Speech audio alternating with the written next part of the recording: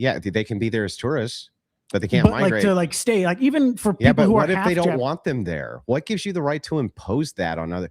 So in other words, what gives you the right to impose your stupid ass progressive values on people who are like, we don't like them and fuck you. We're going to keep all of this Japanese and you can go straight to hell. What are they actually doing wrong? I mean, like, especially when you like look at like the various issues among Japan, you see which ones? High suicidality. You thought, how is importing black people going to help with their suicide rate, bro? Wasn't Andrew's original point was that on the leftist view, there's also no problem. Non-fun with an ethno state, right? Non-fun. Your microphone sounds like a bag of tinfoil. Oh my god. Of course. I don't know why it would be doing that. I can try one thing, but yeah. Try it again. All right, is this any better? I don't know if it'd be about the same, sadly enough. I don't know what happened. Okay. Yeah, I don't know what it would be because I'm pretty sure it's fine on my stream. Does he have any of the audio settings on? Because it might be like background sound or something like that. Might be messing it up. I don't know. Looks like we're all full of technical difficulties today on this night of nights when I'm supposed to be super duper fancy and dapper.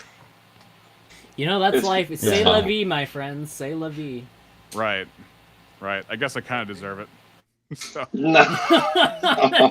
You brought this upon yourself, Reeves. What have I done? You do look dapper. You look fabulous. He does. Thank you. Watch as Andrew Wilson gleefully laughs at our technical difficulties over there on the side. He looks like he's holding in something. Anyways. Way to keep it professional, Bill. Yep. Yeah. All right, non-fun. How are we looking on the audio settings? I mean, I don't know if it's going to be any better. It doesn't. All right. Just go ahead and say what you're going to say. It sounded to me like Andrew's original point was like he doesn't understand. Hey guys, sorry it's been a little over the place today, but also I muted the wrong thing earlier, so sorry about that. I think I've got it figured out now. What does everyone actually say this says? That's a good one. Good question. Leading people generally would tend to have like more egalitarian type intuitions that wouldn't place the same weight on like the sort of right of cultural groups or whatever, the same way like more right-leaning people are going to tend to do. And he's already just kind of shifted towards the merit of that claim. But I think originally he was just asking about like the theory in mind. You mean kind of like he assumed all right-wingers would agree with him that ethno-states are totally nothing wrong with them? Yeah. No. It's just non-fun. He started with... Real quick, non-fun. Robin Webster says leave and rejoin and see if that helps. I can try. That might do the trick.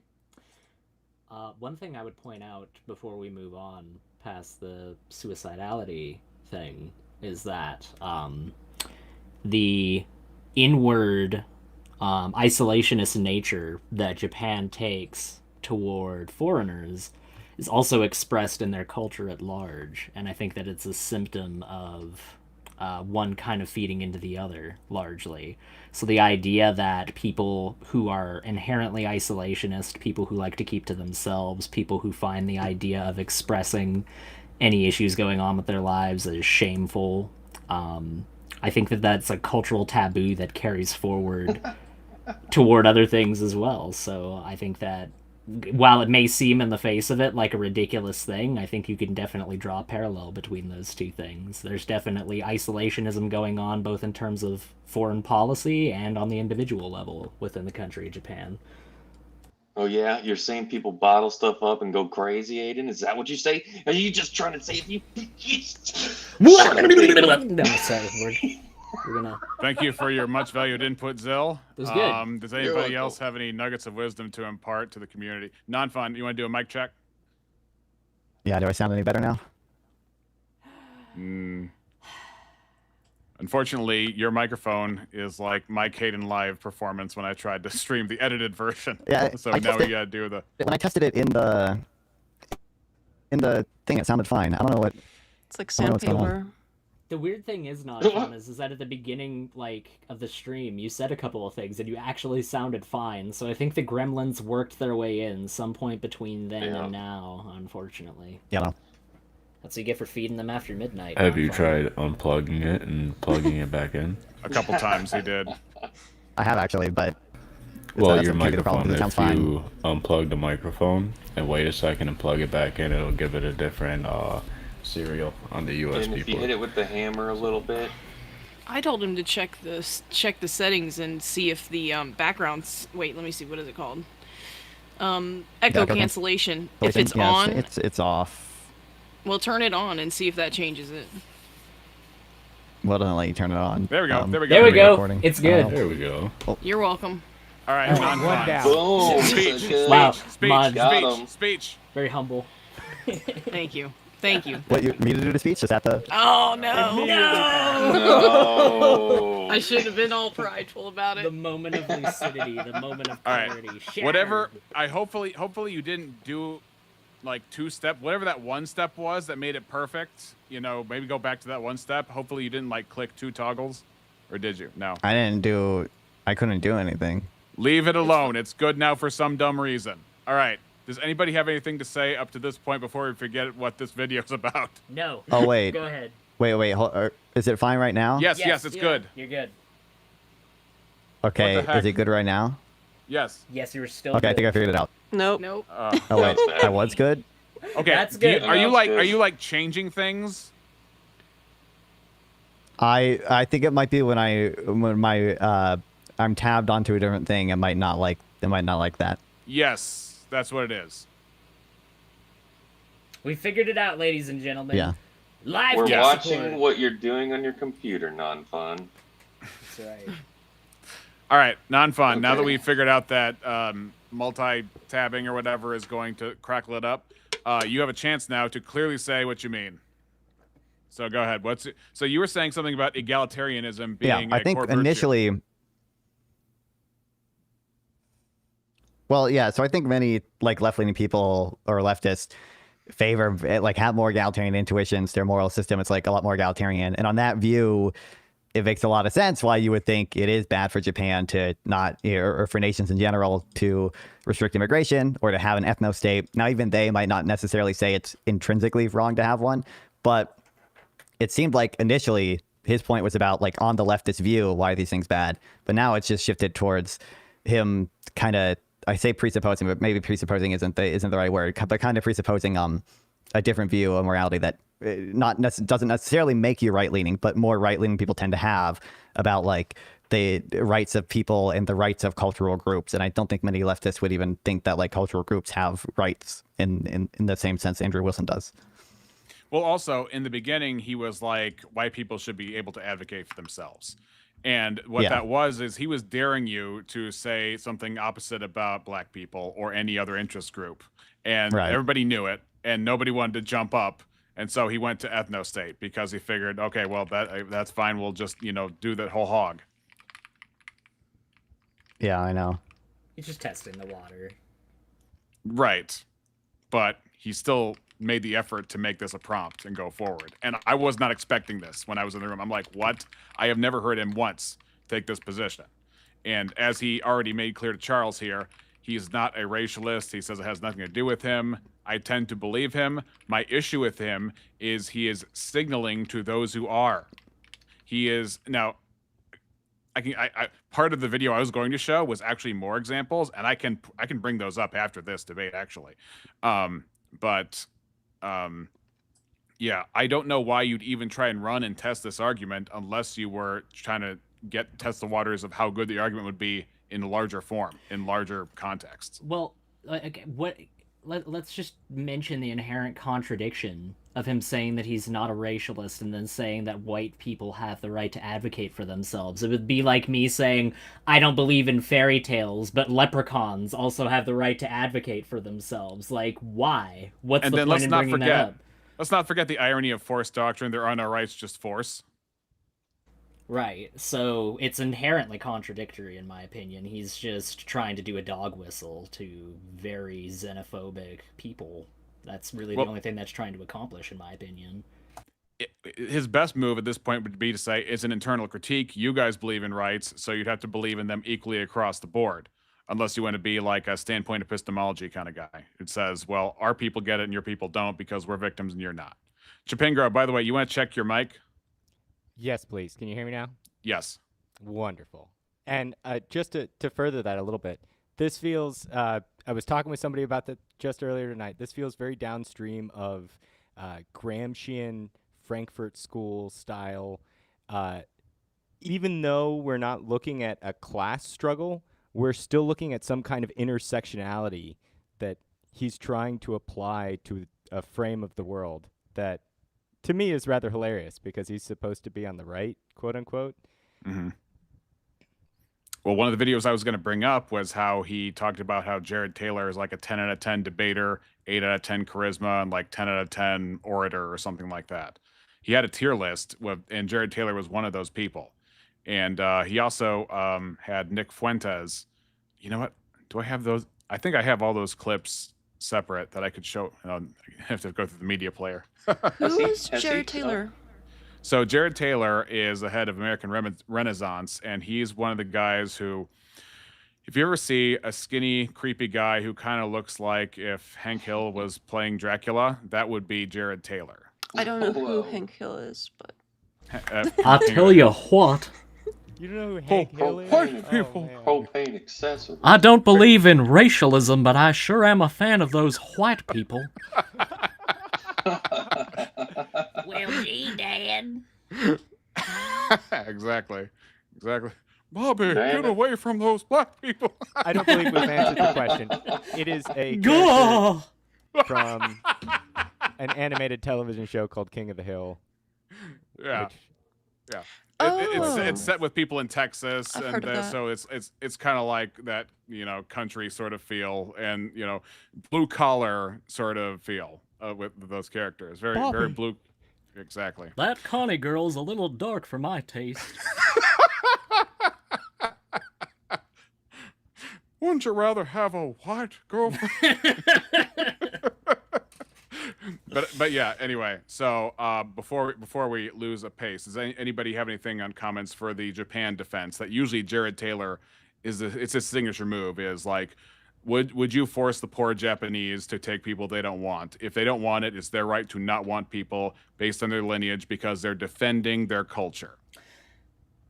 If I had one more thing to say on it, I would say that the notion that Japan is ethnically homogenous is also not true. When you look at, I think it's the island of Hokkaido, it's home to the Ainu people, who are a distinct group of people that the Japanese have long since subjugated under their rule. So it's not like there was one singular group of people that all called themselves Japanese, and for a long time, prior to the Sengoku Jidai period, there wasn't an idea of a unified Japan in the way that we think of it nowadays. So I just don't understand why these people want to craft a fiction that doesn't actually exist. There is no such thing as a country on this planet where they're all are one ethnically homogenous group of people. We're just too big of a planet to do that at this point. What about Malta? My bad. I see it as like a You're right. rejection. It's like some kind of probably three black people in anti-diversity Malta, yes. statements he's making. He's like, why is diversity good, guys? Well, what he's trying to do is he's trying to take the social justice skin suit and use it with white skin, and see if they're going to be consistent across the board with their advocacy opinions. But here we go. I mean, well, clearly keeping like an homogenous society isn't working out for them. They've been in stagflation for the last 30 years. They don't have enough workers to maintain their workforce. Like their workforce is drastically decreasing. Why couldn't they open it up for immigrants to come in to assist them with aiding in their medical field, like to aid the elderly, right? And then send them right back home when they don't need them anymore. I mean, well, I feel like if you open that door, hopefully. Why do they need to grant them citizenship? Why do they need to impose upon their society different racial elements they don't want or cultural elements they don't want? Because why is there's, that? Yeah, why? There's, I believe people have like some kind of like inherent worth or something that they can provide to society. Yeah, but that outside doesn't of, like, give their them a racial right category. to impose that on society that doesn't want it. Well, then I believe that society should change. Obviously. So that society should change. So Yes. so your entire worldview is actually empire. Empire in the sense of I would argue that if you do believe that morality is universal, that they should change is not a statement of what you want to impose on other people, but what you think is right regardless of where the border lies. Also, the idea that this is somehow some form of imperialism is absolutely asinine. An empire, by definition, needs to be a state structure. And what is being advocated for here is an international migration of people across state lines. If that ought be the case on a globalized system, then that's kind of inherently antithetical to the notion of imperialism. But I guess this is what happens when you take terms that are just kind of viewed as boogeymen within these communities and just start throwing them around without really thinking about the implications of them. Spreading progressive ideology to all four corners of the world, even if they don't like it, they need to reform because they're wrong. I mean, they need to reform. They're wrong. It's sure the Japanese have been doing this for 2,000 years. You agree people are wrong. They need to reform. I mean, that's kind of been your arguments for half of this. That's not. How is that a progressive mantra to say progressive ideology? What about cultural preservation? Let me ask you this: if we had a place where Native Americans were right, let's say all Native Americans in the United States were granted Utah, and they said we don't want any white people in here. Are they wrong? Yes. Yeah, so you would impose that white people came in? And like, are you like they could move there if they wanted to? Yeah. Notice how impose is supposed to make it feel like a victim because somebody with different genetics walks in the room. Absolutely. Like this idea that he's essentially trying to promote here is that, oh, you basically just support neo-colonialism. Whereas when you actually look at the reality of colonialism, it's not this, oh, we're going to come over and add some benefit to your society. You know, colonies don't typically try to send people that are doctors first and foremost to areas that have resources. They send miners and ranchers and farmers and people that can exploit and extract those resources out of an area. And what the facts bear out when you look at immigration statistics, even in some of the most liberal countries in the Western world, like the one that I'm from, Canada, the fact of the matter is that if you're a doctor, you are going to be ahead in line compared to somebody that doesn't have the skills of a doctor. We do want people that are their best and brightest. We do want to take people that markedly add to society. And the only way that people like Andrew Wilson have of refuting that is taking anecdotal evidence, individual examples, as though that somehow refutes the statistics, and it doesn't. But what if people want to maintain their culture? And the way they think they want to maintain their culture is by saying, you cannot be a vessel for our culture as we are because you don't look like we do and therefore we don't accept you. What would you say? Well, I would say that inherently denigrating somebody due to them being a different culture is something that is antithetical to the values that we promote as a globalized society. So if you really want to take an isolationist stance, Japan, then say goodbye to the G7. Say goodbye to globalized trade as you currently know it. I guess you're going to have to rely on your own localized resources if you really want to take this hardcore isolationist stance. I think that's quite a reasonable response. If they have a right to be able to impose isolationism upon everybody else, then we equally have the right not to trade with them. But clearly they're benefiting from a globalized system while also wanting to exclude themselves from part of what entails a globalized system. They want to have their cake and eat it too. How do they impose isolationism on everybody else? That doesn't make sense. They impose it in the sense that they do not allow other people to be able to migrate to their country, and yet they benefit from a globalized system. They benefit from other people being able to come. They're not imposing isolationism on everybody else. They're just doing it to themselves. Sorry, imposing isolationism upon other people that want to migrate to that country. I perhaps didn't say that as well as I could have. Okay. Yeah, I mean, I don't really entirely agree. I think I'm sort of okay with Japan doing Japan stuff. That the fact that there was another group of people in there is new to me. That's obviously shitty that they're possibly doing that to them. But if you compare the way Japan is to like what we have here in the States, it's not even comparable. It's completely different. If there is like a starting culture that you can even sort of try to protect, I think there's a valid argument for that, but we don't have that here. We don't have like a single culture where everybody kind of looks the same, does the same thing. It's just not really comparable. Well, the reason why I make that statement is because when you look at the Japanese economic miracle post-World War II, you see that Japan would not have been able to get to the status and stature that it is on the international stage without international foreign intervention in their economy. And as a result, they have taken a large degree of cultural influence from those other people as well. However, they just seem to want to artificially stop that when it comes to immigration, and I just think that that's kind of ridiculous. Not saying they don't have the right to do that, but at that point, you shouldn't be able to have your cake and eat it too. If you want to isolate yourself from having migrants, then there should be consequences for that internationally. Yeah. Let's invade. That's what I'm saying. That's exactly what I'm saying, Zil. Thank you very much. Yeah, if I understand correctly, they didn't really have a choice to open themselves up. They were sort of forced into it after the whole, atomic bomb situation. Oh, they unconditionally surrendered after the Second World War. That is true. Bombed them. It was definitely a carrot and stick kind of thing. They were essentially economically demolished coming into the end of the war, and so we plopped McCarthy down on them. They weren't doing... Sorry, go ahead. I'm sorry. Chapingra, you might want to make every effort to turn the mic up or get closer to the mic, by the way. No, I cut them off. I apologize. Please go ahead.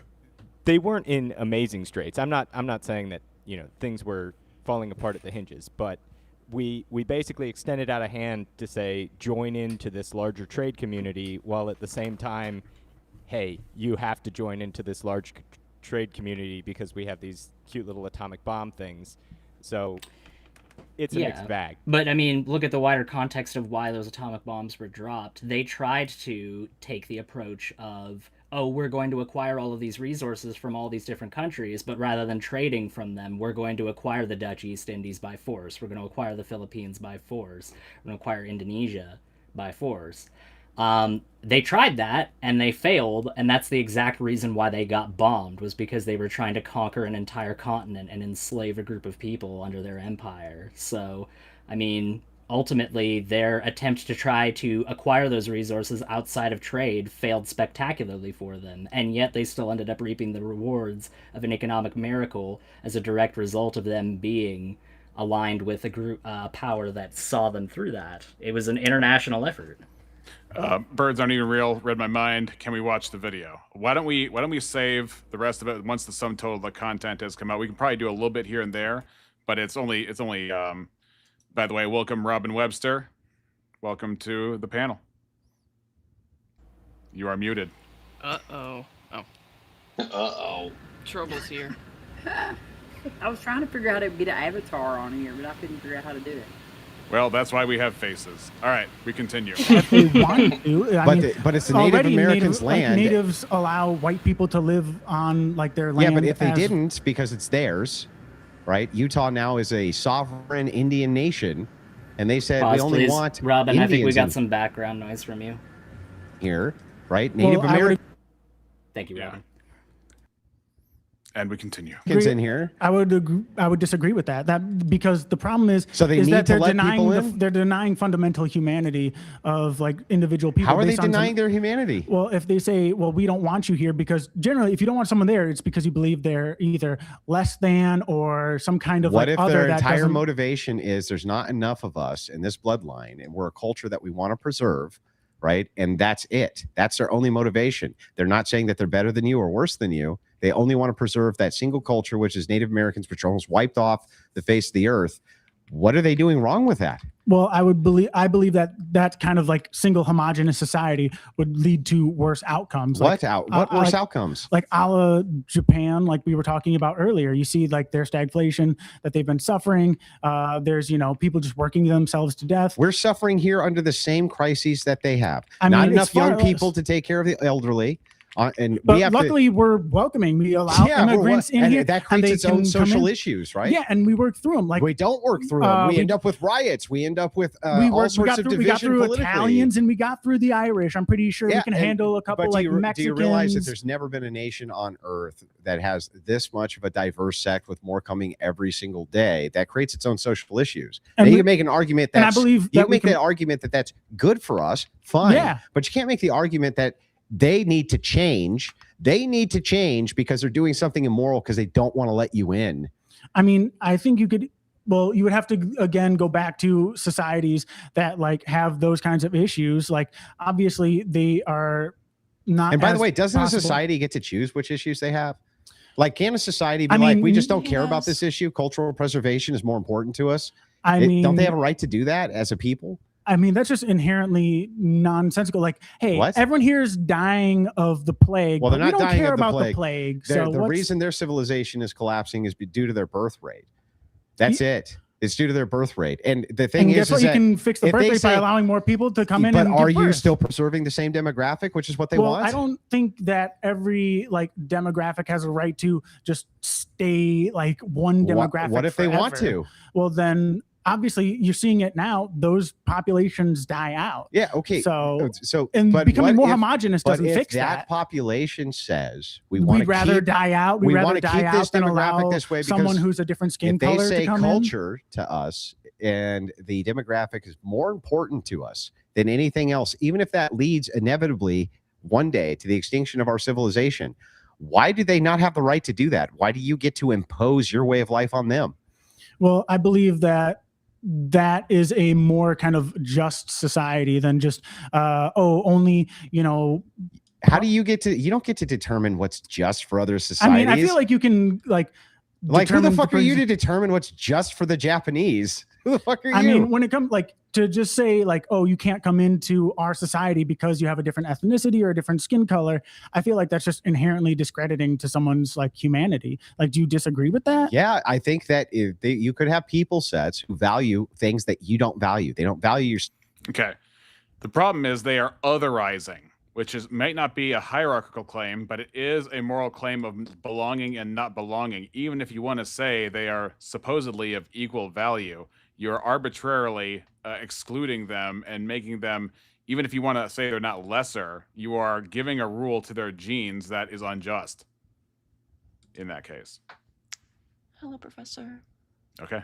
Stupid ass Western values. They don't value what you consider to be egalitarianism. They don't value the same things that you value. They're a different people group. And if that people group said, we value homogeneity, that's what we value more than anything else, I don't know who the hell you think you are to tell them otherwise. Well, okay, so if some group is like, we are... He's doing this thing. It is so close to the truth. It is infuriating. He just hit the nail on the head. If they value different things, we can allow them to value different things. Our values are a propositional nation, not one that arbitrarily values race. Because if it does, my question to Andrew is, what is white, and are Germans white? And I'm bringing that up because Benjamin Franklin had a real beef at the time. So it is more about the value. I'm sorry. He's infuriating me. Well, why wouldn't he be? Right. Nice, Zil. Shut up, Aiden. You two in the back, just get your hands off each other. I'm going to turn this car right around. I'm not touching it. I'm not touching it. Shut up. I want to go to the ethno state, mommy. Go to sleep, go to sleep, go to sleep, go to sleep. Was that the lullaby you got as a kid? Yeah. Just put a paper bag over me, and just said that over. And then the plastic bag, right? Well, you know. We're going to, let's say, by force one group out and make this a home for ourselves. Sorry, I heard the hissing. We're good. Would you That's be okay with different. that? That's Okay. so you're So, because the only thing that's the opposite. in terms of That's the opposite of what I'm in terms saying. of that, well, that the thing is, in terms of like practice, I mean, I think we all want like people to be able to kind of live their best lives possible, and so if you allow, that's going to be up to them what they think the best life is, not up to you, right? I mean, I think that if you kind of deduce things from kind of a more kind of, I guess, Rawlsian kind of perspective about what creates a just society. For instance, like the veil of ignorance, like I mentioned Do you earlier. think then that you have the right to go in and put to rights any society you believe is unjust? Do you have a right to go in and put to what was to put to rights any society you believe is unjust? I would say See, this is my issues, is that he just brings up this false dichotomy where the only way that you can get a society to conform to your values is some sort of use of force, and I guess that kind of feeds into the whole force doctrine thing.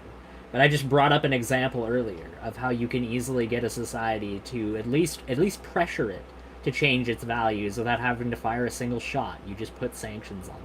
You impose international I'm trying to think of the word. We're gonna add some tariffs. Yeah, we're gonna put the tariffs. We're gonna put the tariffs in next week. I have a question. Yeah.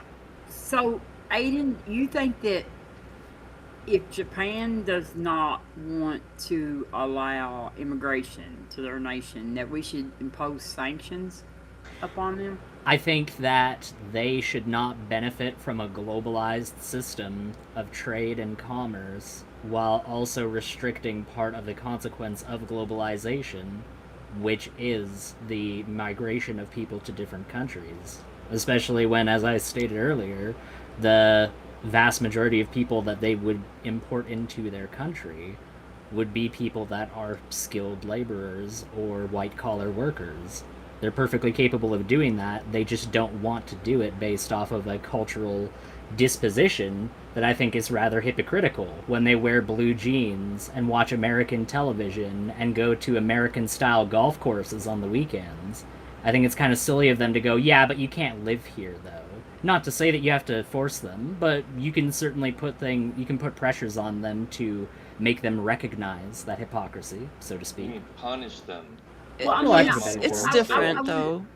Like if you're like, oh, a trade. Well, trade is one thing. You can still trade, but having people being imported and exported is a different thing. Like if you just want to trade, it's a different topic. You sound like Cher in the '90s. Are you on the same tab? Because that might be an interference. Oh, I like clicked off of it. Is it better? Try again. Try one more time. Again. I don't know. It seems like nothing's different. It is different on our side, unfortunately. Yeah. So Non-Fun found out that if he is on a separate tab, that it messes with his audio. So if you go on the same tab that the stream is on, then it should help with audio. I'm on the same presumably. tab. Interesting. It might just be the Wi-Fi or something. Because her you, webcam's also. Can you sing "Do You Believe in Life After Love" while you got this going on? 'Cause that'd be great. No, I don't sing, but I mean, I don't have to talk at school. No, we want you to talk, but just go ahead and we'll just carry on. What happened? Oh, I thought you carry on as in play the video, not. Oh no, me carry on. Go ahead and say what you're gonna say, and then we'll play the video. Oh, basically, it's different than trading versus like people. You can still trade with a country and still have all the benefits of trade, but without having people be exported or imported. Like that's a different thing. So you could still have one and have benefit from that, and not the other. So, but that maybe we can save that for the future. Whatever. No, you can. I'm not conversation. contending that you can't do that. I'm just saying that one ought not essentially have their cake and eat it too in terms of trying to have all of the benefits. Well, that's not all the benefits because they're not globalization. getting people. If they're not exporting people, then they're not importing people. One thing is like if maybe you could ban them from exporting their own people, that would be an equivalent sort of ban or whatever. Maybe you could say, well, Japanese people can't go to our country then. If we can't go to their country, then they can't go to our country. Like that would be kind of a fair, even thing that you could impose. I think Japan's in a weird position where they really definitely need us because China is right there. North Korea is right there. Same thing. South Korea needs us. So I think Japan just can't help needing us at the end of the day. I don't think they have any escape. Like as long as they're not violating like human rights, like within like if they're violating the human rights of like part of their population that's already there, then I think that we should probably do it. But I don't support doing sanctions against people because they don't want to allow immigration. I just don't. Robin, just to clarify, I was simply trying to outline a possibility of having a society like Japan change its values without applying any kind of force. Now, somebody in the side chat said that pressure is force, but I mean, like, at that point, you're basically just saying anything is force. Like, a strongly worded argument is force at that point.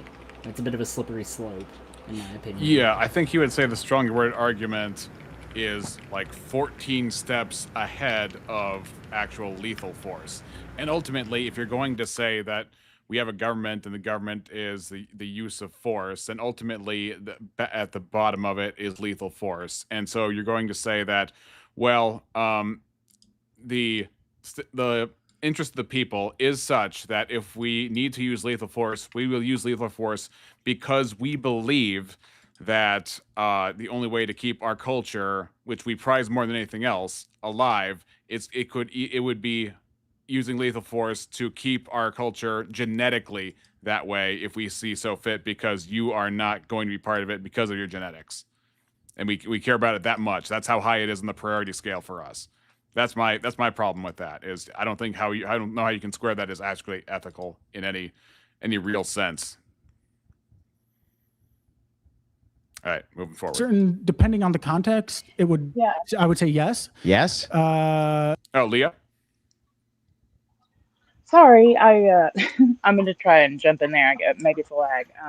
I also just wanted to say, I'm not really sure what's with nobody really just wanting to answer like, yeah, sure to that question. I know Andrew Wilson himself has said in the past, like when he's talking about the warriors of Papua New Guinea, for example, like if he had it his way, of course, we'd go in there and stop them. He's a Christian. He doesn't want to see children abused, right? So like, what would be the problem to his initial question, Andrew's, to just say, I'm like, yeah, morally in a perfect world, yeah, I would stop them. I don't really see what ground he would be ceding. Yeah, just to steel man it, I think it would be like, do we have the right to? I don't know. I've been working on this thing all day and I still haven't got this, so maybe I should just take a back seat. So you were saying, I'm sorry, I feel like I had a response somewhere jingling in my head, but I think he would say that it was an internal critique. He probably would just say it's an internal critique because you guys believe in in-group racial interests, and then so everybody else has the right to do it as well, including on the countrywide level. But I agree with you that if we took over, we would get to impose our own thing. But then there would be a separate discussion of do we have a right or a mandate or some kind of pass to take over another country, which is I don't know. Right. A very slippery slope, to say the least. And I can't disagree. I think when you're having a conversation like this, I think it's not entirely useless to kind of compartmentalize, like, morally in a just world, like your utopian society, what you would do preferably, and like pragmatically what makes like political logical sense. I don't think that it would hurt to do that at times as well. Yeah. It would depend, like if. So isn't every society that doesn't follow progressive mantra an unjust society?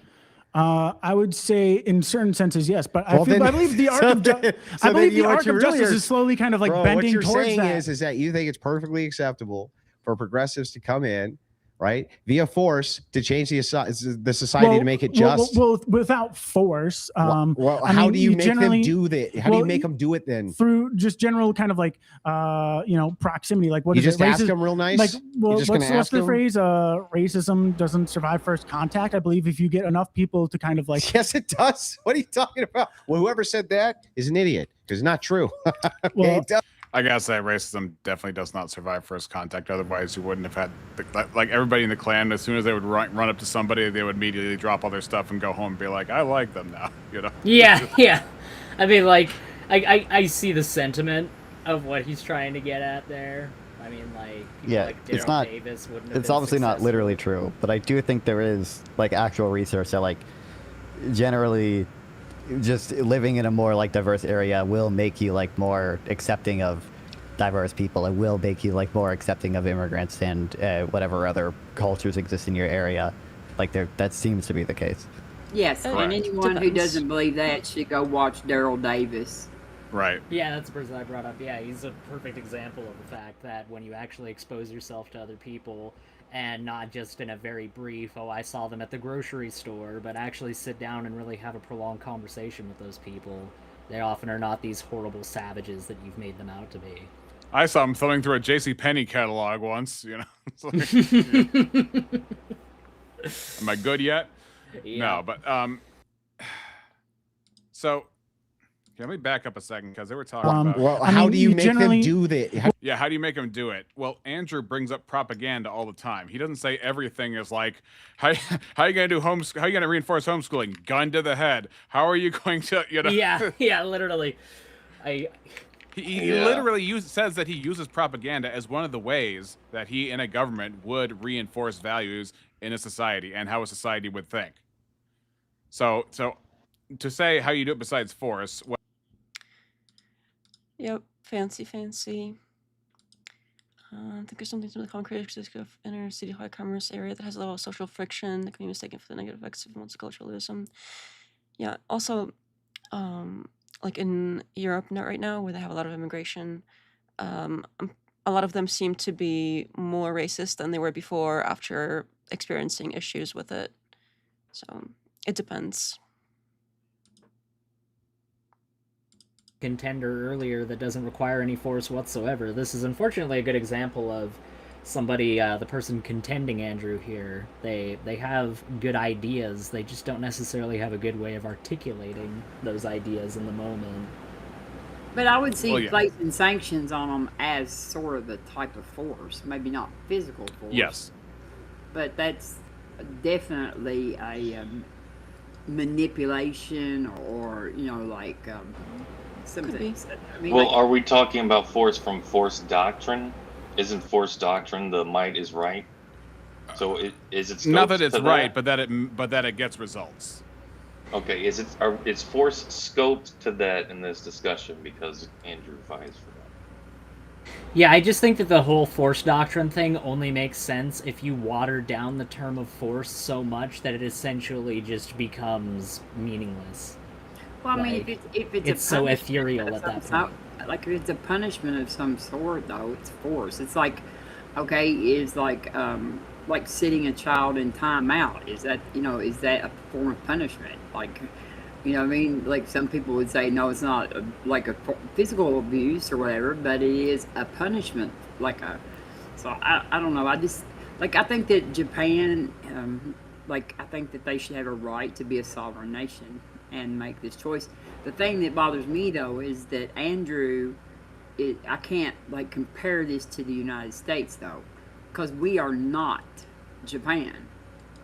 You know what I mean? Well, I've heard it said by people who would be advocates of ethnostatus that the ethnicity within America is, I don't know, Native Americans, the Europeans who came, and the blacks who came. That's how they would characterize it. See, I mean, I just don't think that, like, well, that's because that's where they draw their arbitrary lines of who they think is actually a real American. But, like, I don't agree with that. So what do you think constitutes force then, Robin? Coercion, any form of coercion. Yeah, that's coercion. That's the word I was looking for. Thank you, Rex. Yeah. You make them do it then through just general kind of like proximity. Like what you is just it? ask them real nice. Like, well, what's the them? phrase? Racism doesn't survive first contact. I believe if you get enough people to kind of like, yes, it does. What are you talking about? Well, whoever said that is an idiot. Because not. Go ahead, Spingro. All right. I think this is actually kind of a two-layered thing. On the personal level, on the personal exchange level, the racism doesn't survive first contact, as we've discussed, is not wholly true, but it mostly holds. But there's a broader level here, and again, I'm going to ask Andrew, are Germans white? Because in our own historical context, as the West was expanding, we still weren't super pro-German. So if you look at St. Louis, what is St. Louis? St. Louis was an enclave of German society that was kind of outside the New England Protestant. I mean, they were also Protestant, but what got them into what we currently think of as St. Louis today was a broader economic push that if you're a person in one of these enclaves, you can kind of like, say you're a merchant, you can trade only within the enclave, or you can learn about what's going on outside the enclave to trade with them as well. So this economic incentive is a broader scale that happens outside the individual first contact. Yeah, not just the Germans, but a variety of people. The Irish, the Italians. There's a large number of people that were considered non-whites for a long time. Yes, they threw a fit over the Irish. Like, if you look back in history, my ancestors, and then I guess yours too, Rex. Yeah, we would not have been called white according to in the 1920s or something like that. Correct. That's where no Irish need apply comes in. Yeah. And that we were called white something. One word that. Oh hey, nice to see you. Nation group. You and you gets to impose migration onto another sovereign nation. I tend to agree with that.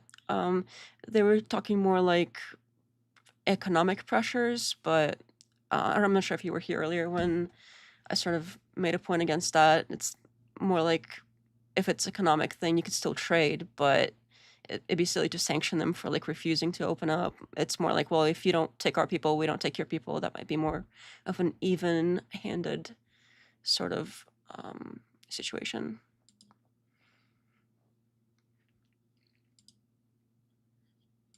What would even make that unjust other than it's unjust from your code of conduct? My secular progressive code of conduct disagrees with it, therefore it's unjust. You have a right to put it to rights?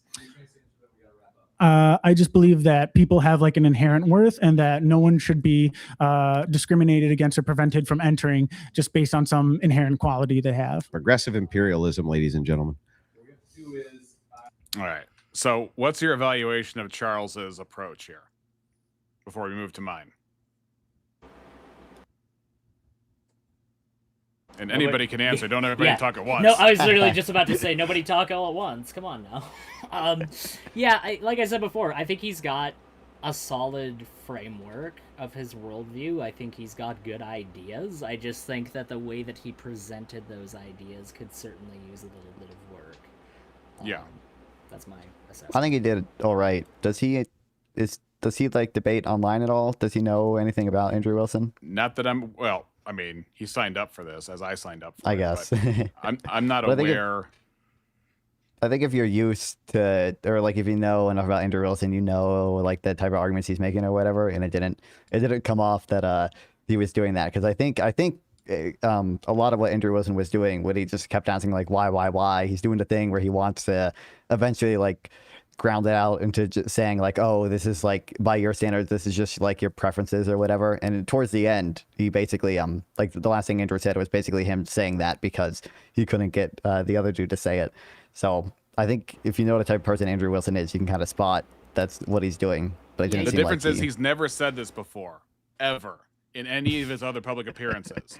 So this was a monkey wrench. This was like he never took this position publicly. I just think that generally, though, him, Jim Bob, other people of his ilk kind of take this very interrogative approach when it comes to people, and the best antidote to that is just to give him a dose of his own medicine and start holding his worldview in question and scrutiny and go, okay, well, if my worldview is so wrong, then demonstrate how yours is somehow superior to it. They don't want to do that, though, because they don't want to do the heavy lifting of advocating for their ideas. They would just rather poke holes and question other people's ideas, which is always much easier. We want it to be like clear debate. No state, a lot of right wingers. Like exploration, yeah. So I came in.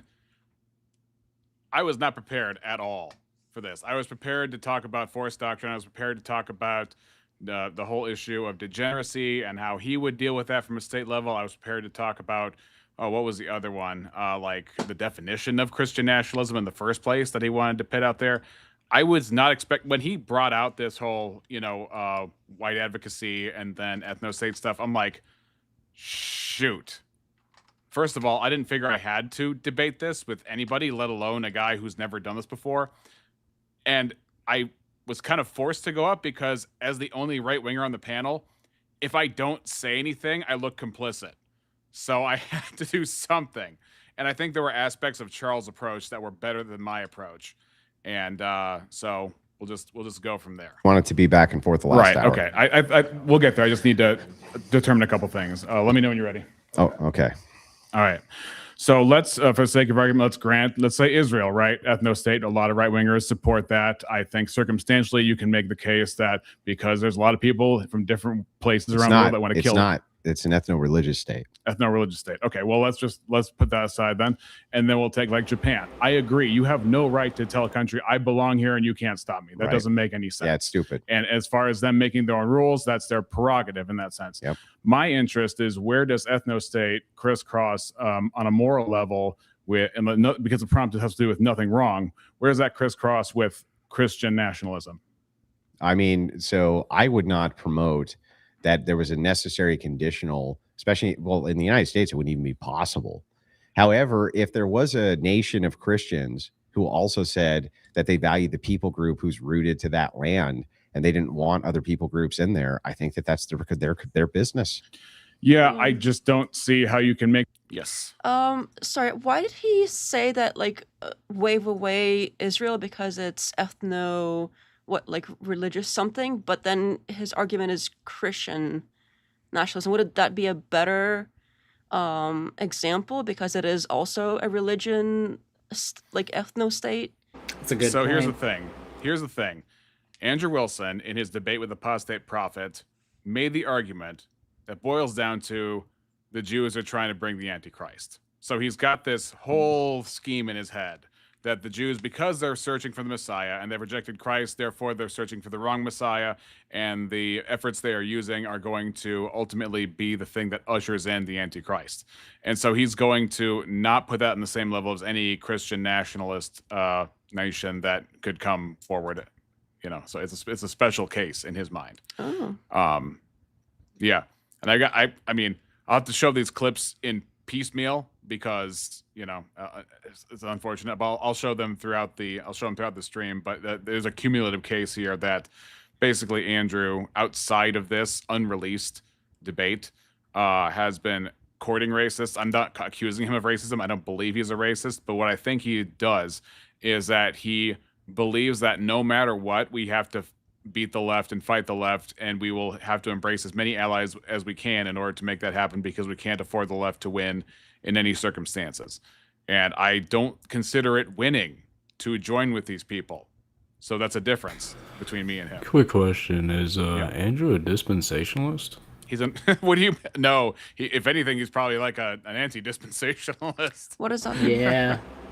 Okay, so dispensationalism is a totally new Christian doctrine from 200 years ago that basically treats like the Jews are on one track and the Christians are on another track in terms of this life and the afterlife, and that God relates to the Jews differently in a way he relates to Gentiles, even salvifically. Classically, in early dispensationalist thought, Jesus's gospel does not apply to us today, and only Paul's gospels Paul's letters apply to us today. Not any of the other letters from any of the other apostles apply to us today. It's completely whacked out. It would take too long, and nobody should know about it. It should just go away, and it kind of is going away. They also have a very strange eschatology as well. Yeah. They believe in a pre-tribulation rapture followed by 7 years of tribulation, during which time a big bad antichrist will rise up, claim he's the Messiah, rule the world, and stamp everybody with a barcode, microchip, whatever, depending on what generation your say. book is from. Because seriously, if you look into the pre-tribulation rapture doctrine, it starts all the way back. Like you can go back to like the 50s and pick up a book from the 50s about the rapture, and they would claim that it's a branding. Then you fast forward to the 70s, grab a book from the 70s about the rapture. They say the mark of the beast is a barcode. Then you get up into the 90s, 2000s, and it's a microchip. Then you get into modern day, and now it's an RFID chip, a vaccine, or genetic mutation, or something goofy. Anyways, this doctrine evolves as our technology evolves. But what the point I'm making is, if he thinks that the Jews are going to usher in a single big bad Antichrist who claims to be the Messiah but is not the Messiah and then rules the world, well, then he's just taking a page out of the Left Behind trilogy, or saga, as it is now. Does he follow Doug? Doug Wilson? Yes. I don't think so, but okay, if you remember our second debate, I brought out the book, The Case for Christian Nationalism, and I said, are you familiar with this book? He's like, I haven't read it in depth, but it's in bad form to criticize someone I agree with on most things, which is a weird thing to say about an ethno-state author who refers to his vision of an ethno-state as a common Volksgeist, unquote. And I covered this in my interview with Hitler Hated Christ. See, I'm subscribed to Doug's channel, so I watch his content with a barf bag usually beside me. But yeah, you're not the only one. Yeah, so I just wondered if, because to me they share a lot of similar like solutions. Hey, Missing Mud, you want to take care of Marilyn and sweep up the mess? Yeah. Thank you, please. Mm-hmm. She's gonna pull up on you, Marilyn. Oh, jeez. You want me to just time her out for the? Yeah, let's time her out for like 10 minutes or something. All right. Sorry, Face did you the say wall, Marilyn. your interview with someone called Hitler hated Christ? That's Correct. what I heard. Yes. Yep. Incredible. It sounds like an interesting guy. Yeah, so he's a Christian who combats the far right that's infiltrating the church, and he's extremely knowledgeable about the Holocaust and the Nazis and all that kind of stuff. So the ideology, the history, I would actually like Aiden's take on that episode someday, but yeah. Yeah, sure. All right, here we go. That case from a Christian framework. Why couldn't you? Because there's no moral ought between people of the same phenotype. What do you mean? I mean, there's a moral ought between immediate nuclear family based on the Bible, but there's no moral ought, say, just because we have the same phenotype, that therefore we have some right to say that we belong together based on that alone. Now, if you want to bring in things like language, obviously, then there's going to be a problem. Yeah, but I don't understand. Yeah. When you talk about ought, you also have to infer ought not. Okay. So what's the ought not? That you ought not be able to make a determination based on your social values as to who you want as a part of your people group. Yeah, so I disagree. I think that if I just point out that there's no necessary moral relationship between people of the same phenotype, I don't have to like. But that doesn't mean that they ought not do it. I'm not saying that either, but I'm. So what I'm saying, what I'm trying to get at here is that this is an arbitrary rule. If you want to, you have no right to make arbitrary rules in Christianity. You don't have that kind of fiat to say we're going to separate you, we're going to deny you based on your lineage. That you don't have a moral framework with which to do that, and therefore it's just partiality. It's just being unjust. I mean, it's racism really, but partiality would be usually the kind of general umbrella that would fall under.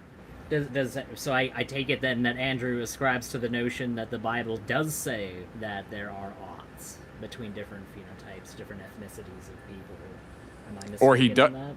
Yeah, well, he would say that there is no. He's looking for the ought not. So now I have to supply the ought not for him. He's making me do the legwork of forming an argument of you ought not have an ethno-state, or you ought not have a race-based interest group, or things like that. I just thought it was common sense.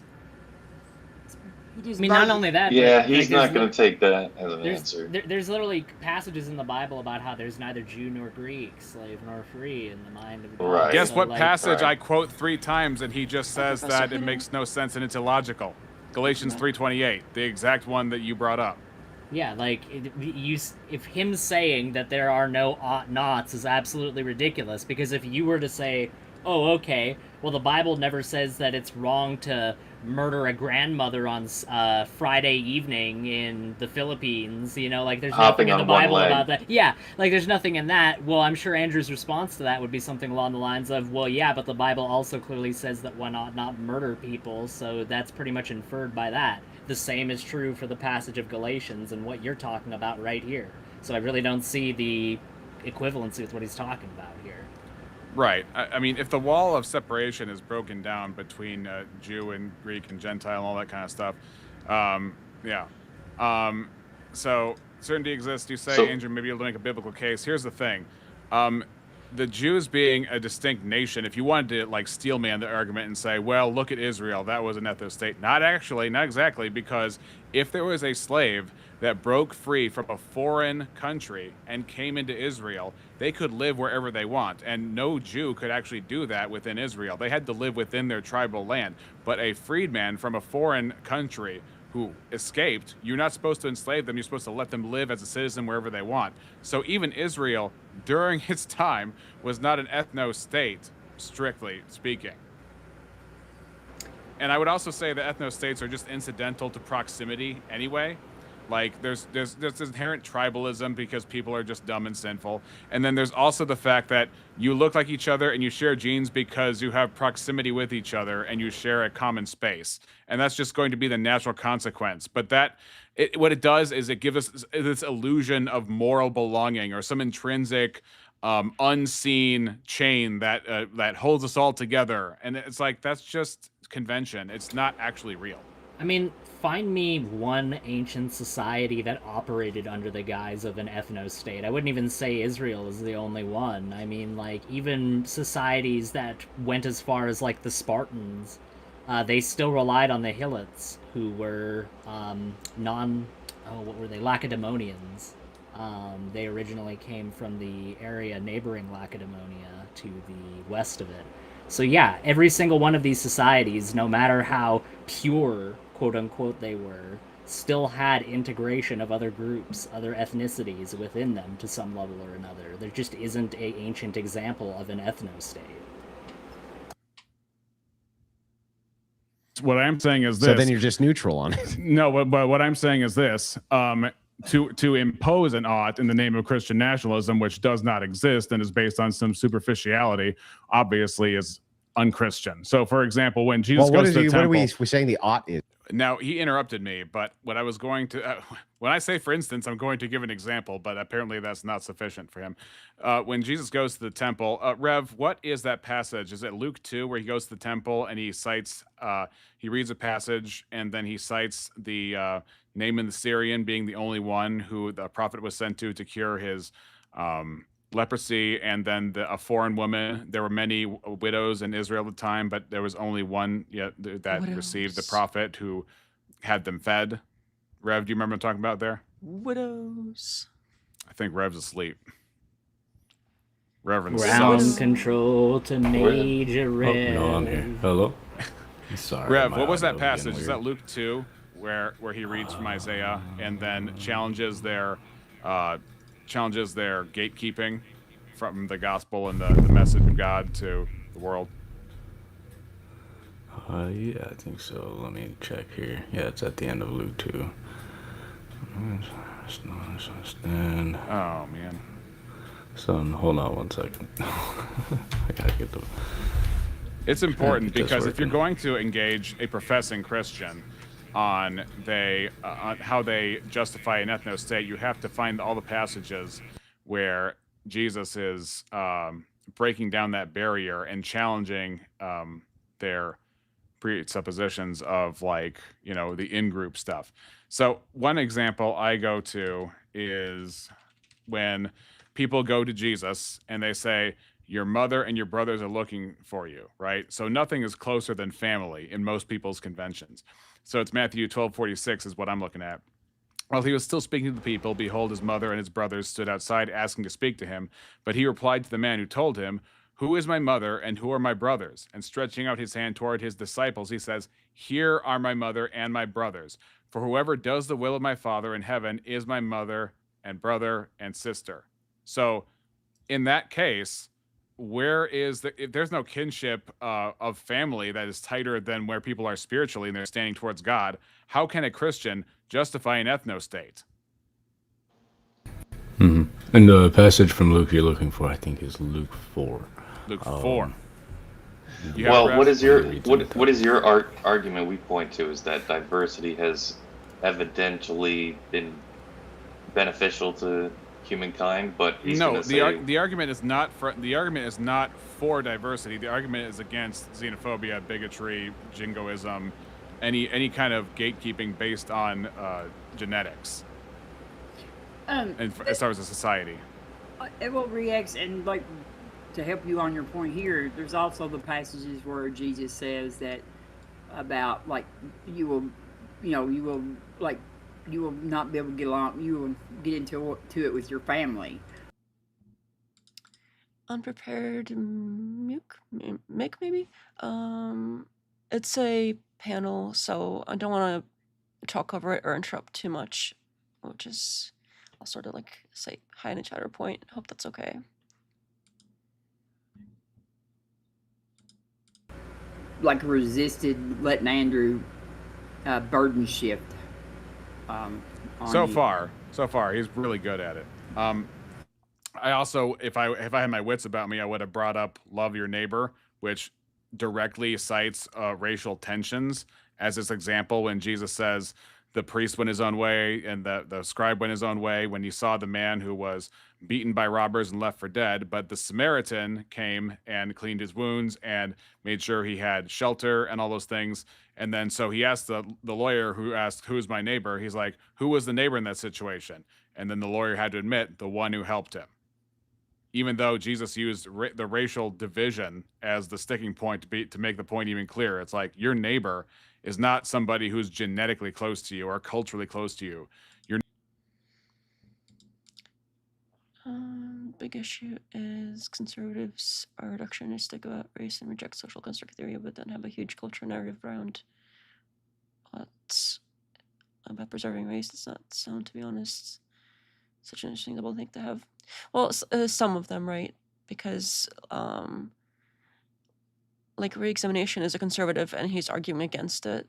Like so, some. I was just pointing out the unpreparedness of the debaters. Oh, okay. Oh, like on the screen over here. I got you. Okay.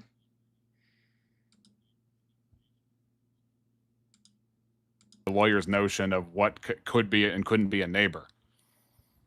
I mean, right. Jesus says in Matthew, like not the Beatitudes, but the Sermon on the Mount, he talks about, you have heard, love your friends and hate your enemies, but I tell you, love your enemies and pray for them to be like your Father in heaven, essentially. The rain, who gives the rain to the just and the unjust. And I think the Samaritans were people that were not well liked among the Israelites. They were seen as race traitors, basically.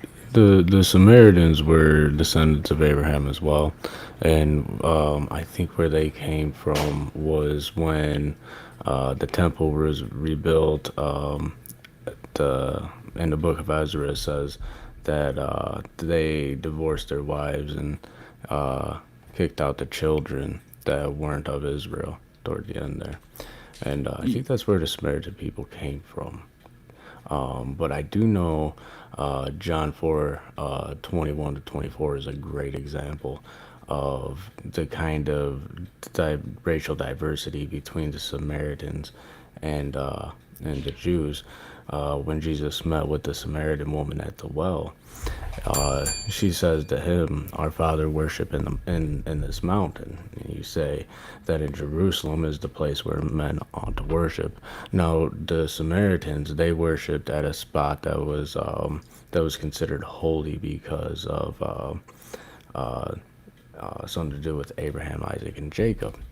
The Jews, thought that they worship in Jerusalem at the temple. So there was that difference. But then Jesus says something very interesting to this woman. And Jesus said unto her, Woman, believe me, the hour cometh when ye shall neither in this mountain nor ye at Jerusalem worship the Father. You worship, you know not what.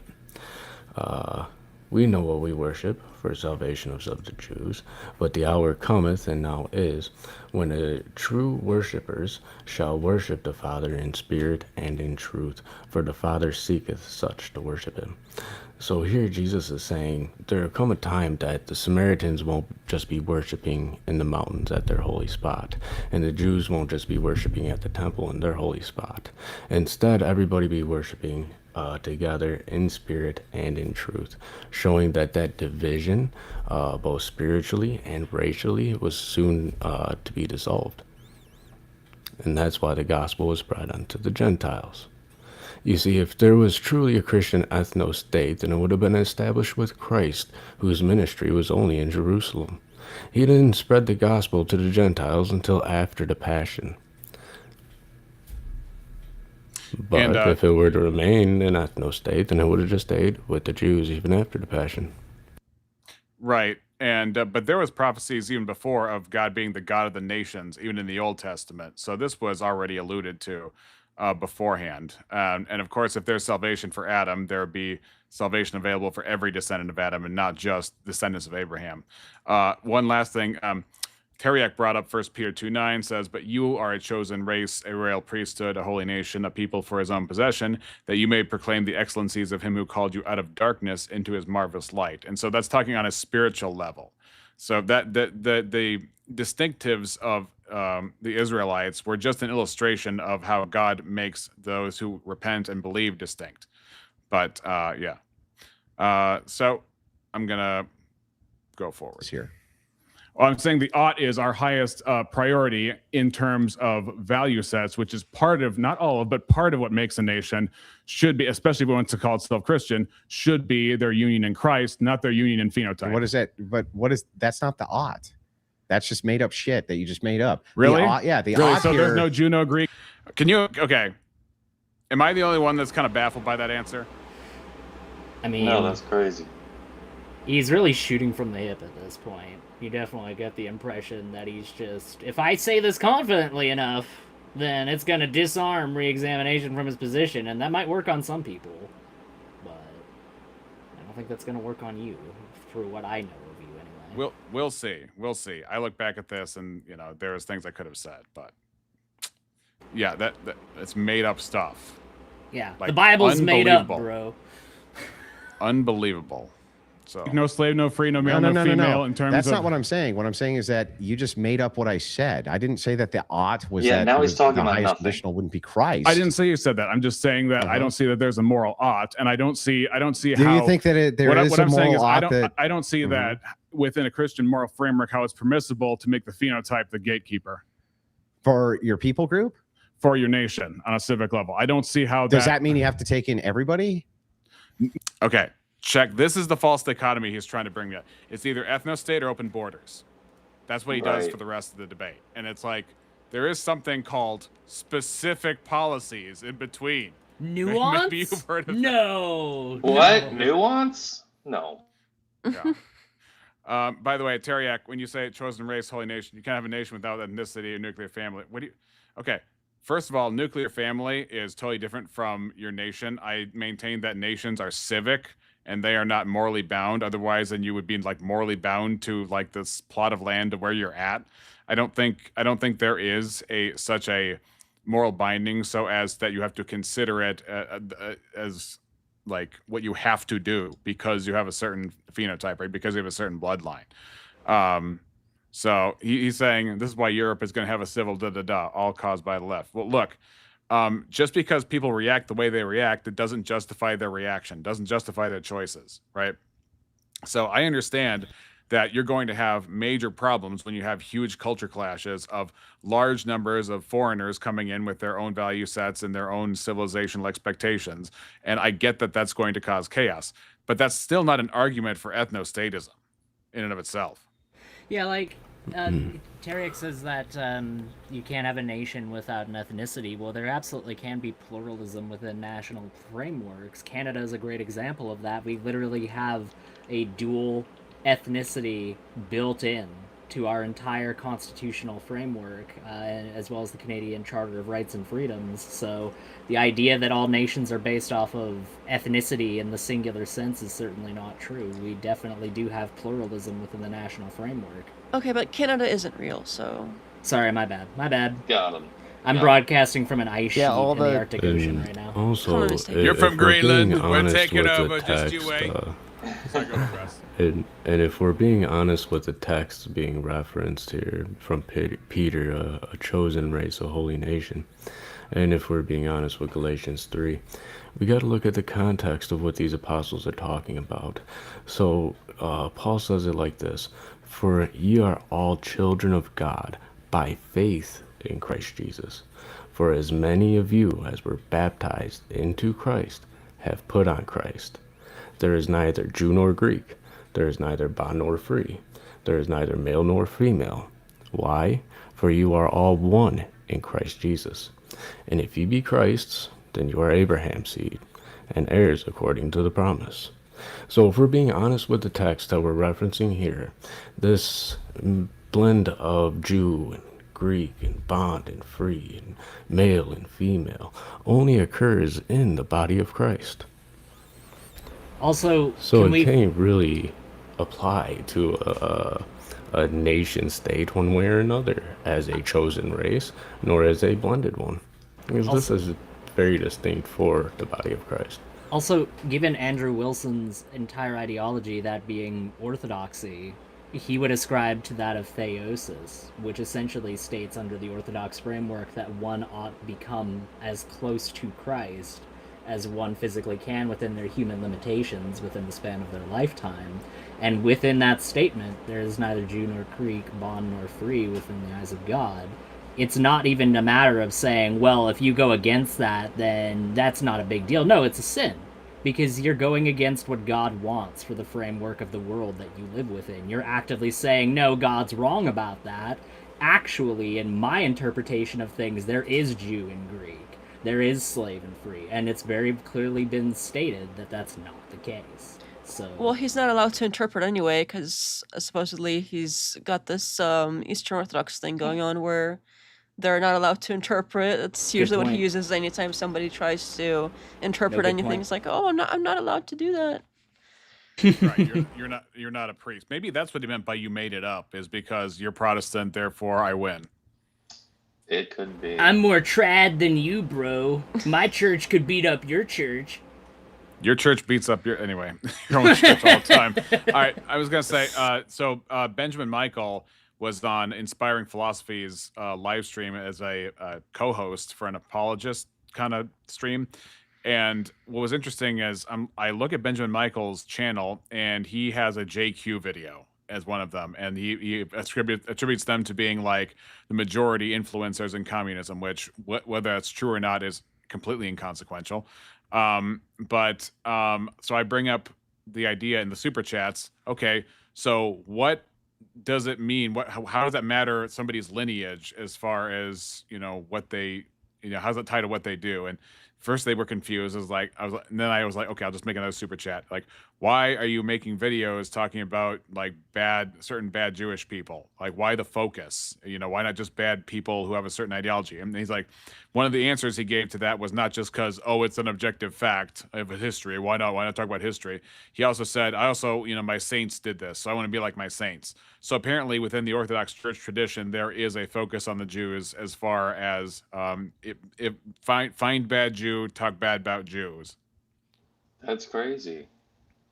I guess that explains a little bit why all these ortho bros tend to be like that.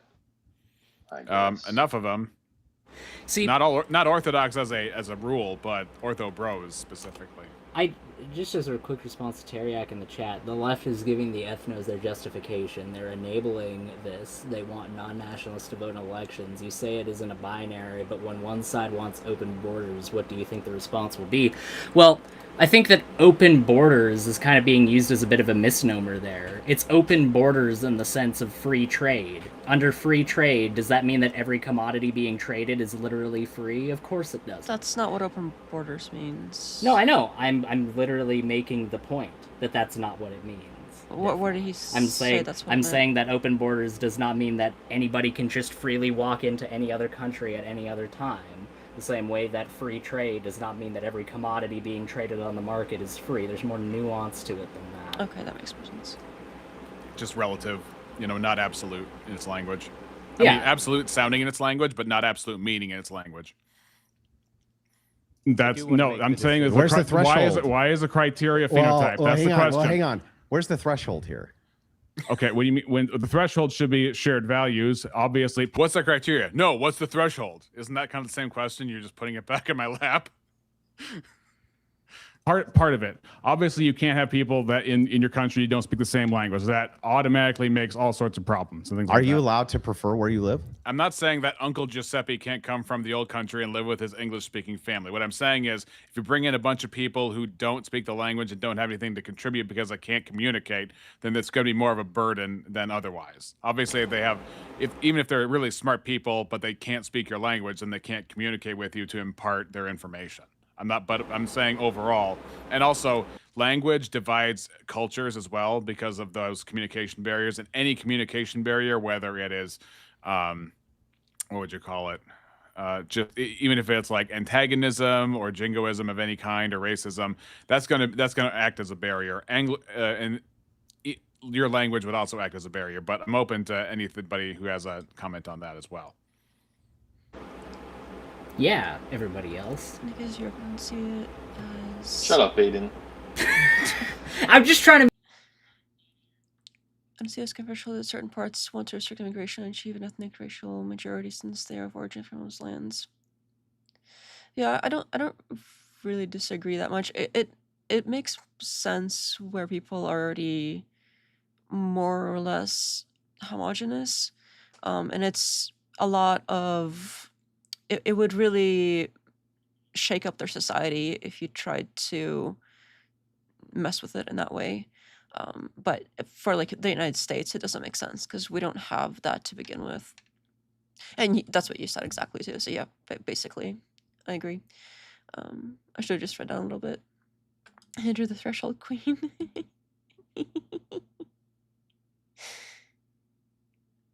Which barrier is limiting factor? Part of it. All right, let me just adjust. Let me resume the panel so you guys can hear what they're saying. Who wants to jump in and give their best in the American game? Yeah, with vetting, right? We vet people coming into the nation. That's an important part, right? I can't really understand people with the open border stuff. I think they try to leave it vague and as a scare tactic. Pretty much. Personally, I'm actually open borders. I find the mismatch that goes on here is as we have an entitlement system that doesn't provide that second layer of interaction that I was pushing toward earlier, which is you wish to assimilate because you wish to economically succeed. That's where my stickler is.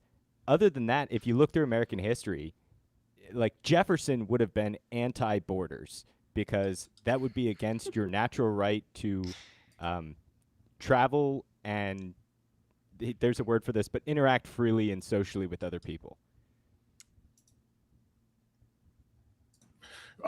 Yes.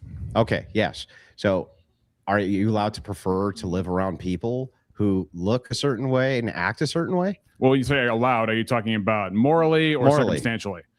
I would say that there is a sliding scale of how far you take that and how far it goes. So, for example, then we're back to the threshold again. Yeah, so the threshold would be, which would be nice if you could just shut up and let me say it. If you think that you have some kind of ontological belonging to people with your phenotype, that doesn't exist. I see. And so now we got to the ought. So that's a mischaracterization of the ought. The Okay. ought here instead is that if a people group, under certain social conditions based on history, ethnicity, various experiences that they have, only want to exist within that people group, and they own the land, I don't see how you can tell them who they can or can't have come in. Isn't that just a long roundabout way of saying what I was talking about? Because he's saying certain conditions. He's not naming the conditions. He's just saying, I'm just supposed to like let that go. But if he's saying that there is no implied sense of belonging, and then it's a people who say we have a right to stick together, and they have a justified way, a justified thought pattern that makes it so that we can stick together, and any offense to that, based on race, would be an affront to us. Isn't he then saying that there is an ought that they can establish that and thereby exclude people based on an ought that they have the right to push people out of their society, or worse? Hey, is he smuggling that in there? It all hides within the implications, of course, because Andrew is intelligent enough not to overtly say those things. It's all within the implications of what he is advocating for. And what is this right thing? I thought right thing was just like a force situation. So the question really is this country, do they have more men than the other country or not? That's all the conversation is about, right? Right. If I'm an imperialist and I use more force than might makes and force doctrine and blah, blah, blah, it's over. So right. I don't, now I'm supposed to feel bad for these people after we just did the force doctrine dance. Ridiculous. Yeah, I tend to think that is a hypothetical that might exist kind of in isolation. So it's just like Japan. Like Japan. Japan is like stuck in some kind of way where they're like totally. I don't think they're doing that bad where they have to like have all the spears on the outer rim and like just barely hanging on. I think they're doing all right. Like the situation he gave was certain circumstances by which they're trying to preserve their culture, and it's like, well, getting married might help that, but they don't want to do that.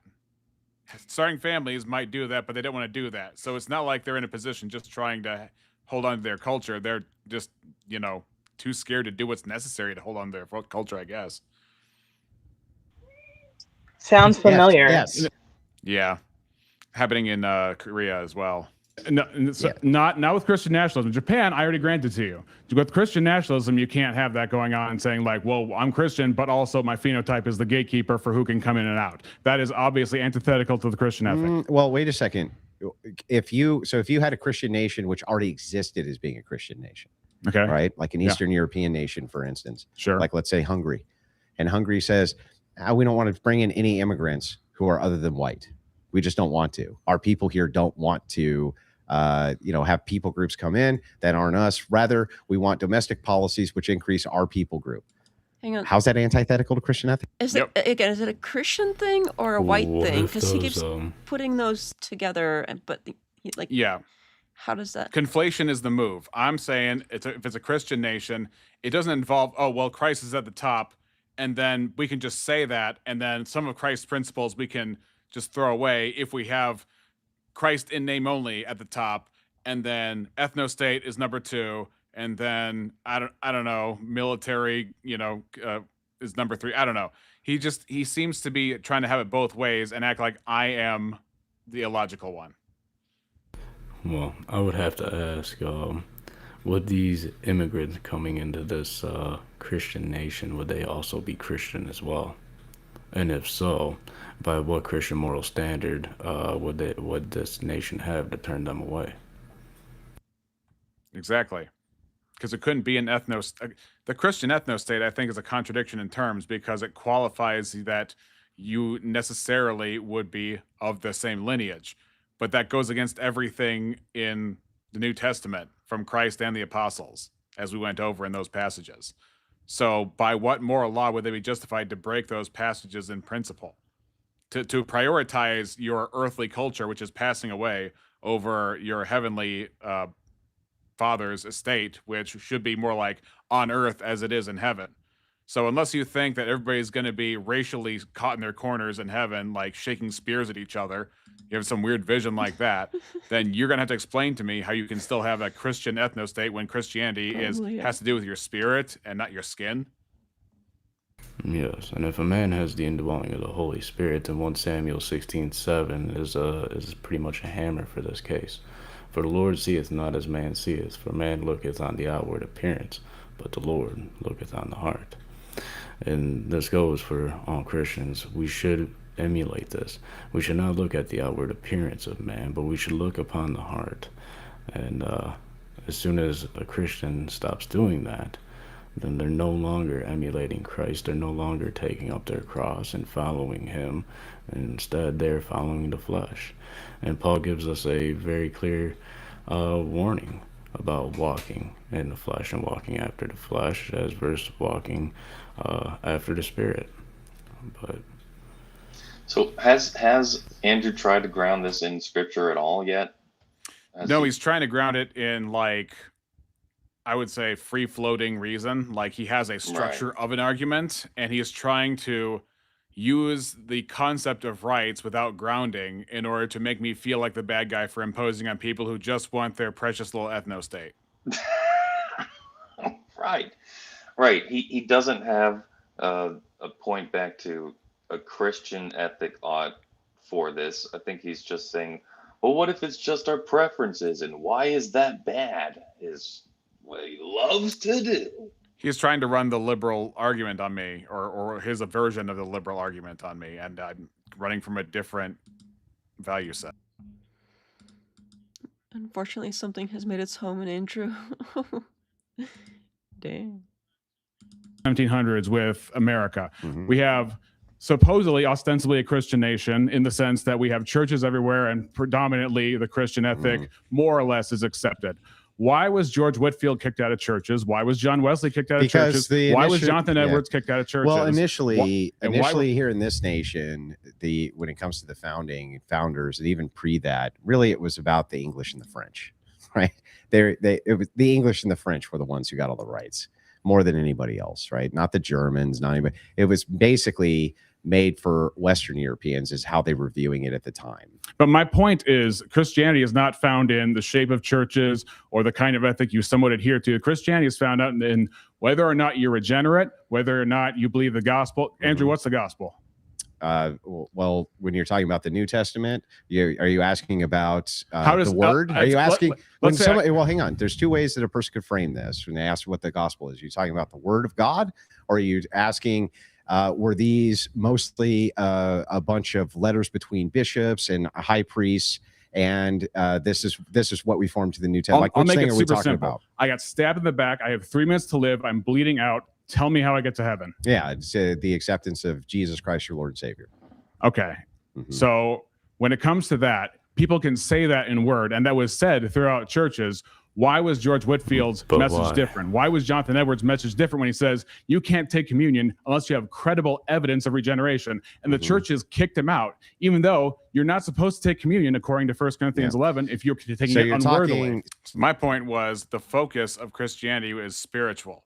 So why were there divisions among a bunch of people from the same group, and yet it was still called Christian at that point? Why were people who were the most influential spiritually in the founding of this nation kicked out of churches, right? Because there was a spiritual lacking there, and it had nothing to do with race. Go ahead, Robin. Yeah, I'm sorry, I didn't mean to interrupt you. I thought you was done. I just wanted to say that, like, I've watched Andrews discuss historical events in our founding, and I feel that he is very ill-informed on any founding information. It's like he has a revisionist, just like his like Doug. They have a very revisionist, ill-informed position on the founding of this nation.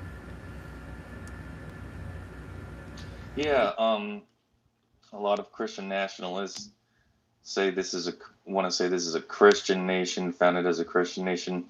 What's your response to that, Reax? I'm sorry, to what? When Christian nationalists want to say this was a Christian nation when it was founded, I would say that it was greatly influenced by actual Christianity from the revivals, from the teachings of Gilbert Tennent, George Whitefield, Jonathan Edwards, John Wesley, and the hymns of his brother Charles Wesley. I think that the First Great Awakening is one of the most neglected, if not hidden, pieces of American history. That was also one of the most influential in terms of why the nation adopted the moral mindset that it did. It was because of Christ, and it wasn't, because there were also a lot of not Renaissance. What's the word I'm looking for? Enlightenment thinking at the time as well that was competing for space. And so that was a major shift, I think. And the American Revolution was different in its ethic, certainly from the French Revolution. Yes, but like, who would you say, like, our founding fathers? Like, I would, you named off these other people. I would say that Thomas Jefferson, who drafted the Declaration of Independence, and Alexander Hamilton, and yes, that's on a government scale. Okay. I'm talking about on a cultural scale. Well, I know, but like founding the nation, like a nation, like our nation, that's the founding of our nation. Sure, well, but my cousin signed a Declaration of Independence. In fact, he was the only clergyman to do so. His name's Reverend John Witherspoon, the Presbyterian. Yes, Witherspoon. Yes, Witherspoon was one of our founding fathers too. Yes. Yeah, and but he was asking about in what sense was it a Christian nation? Would you say it's a Christian nation? The only sense I could say it's a Christian nation would not be governmentally necessarily, Robin. So you and I might actually just agree on this. But I would say in a cultural sense, if you wanted to call it a Christian nation, it would be on the local level, or it would be on the cultural level. It would not have been on the governmental level per se, because it was not intended to be a theocracy. And that's a very important point. I don't know the percentage, but like various signatories to the Declaration of Independence were like deists, or I think some of them were even agnostic to atheist, right? Like I know Ben Franklin, I think, maybe not at the time he signed the Constitution, but closer to his death, wasn't he pretty openly agnostic? He could have just been a deist. A lot of them probably were, but 98% of the population at the time of the Revolutionary War were Christians. Right, 98%. Like I've had this debate before, so yeah, 98% of the population. Right, so the citizens might have been, but the important part is saying the government was not a theocracy. No. Christian nationalists want a theocracy, and they make the argument, well, this is a Christian nation from the start, so why don't we just do what we started with? Theocracy. My problem with the theocracy is which denomination gets to make the rules. Exactly. And then how do you stop an opposing theocracy from taking over, and then Sharia law? How do you stop that? Well, you see, that was a part of the debate that the founders actually had back in the day. And it's what spurred Thomas Jefferson to write a letter to a certain Baptist church where he actually mentioned word for word the separation of church and state. It wasn't so much as keeping the church out of the state, but the Baptist pastor, he was concerned that the state would force his congregation into accepting a doctrine or a confessional that he himself cannot teach. For example, most of your Baptists are Credo Baptists. They say you can be baptized as an adult. If you were baptized as a baby, you can be rebaptized again as an adult. I'm a Presbyterian, so I'm a Paedo-Baptist. I say we baptize them all, big or small. And when we dunk a baby, well, we don't really dunk the babies anymore. We, sprinkle a little water. But when we baptize a baby, the baptism is good for the rest of their life. So there would be that little difference. Now, if the Baptist pastor was forced to baptize babies, it'd be hard for him. Sorry, Rev. I just want to let Tareyak know when we get the video over. I do honestly get a little sleepy every time Rev talks, and I feel kind of bad about it. It's just so like a slow, calming, soothing, sleepy voice, and it's late, so that doesn't help. I feel so bad, but a theocratical standard. Then the Baptist pastor would then have to baptize babies that would go against his conscience, and you see how that kind of spirals out of control. That was the main concern among your Baptists, your Methodists. see what I mean? It's like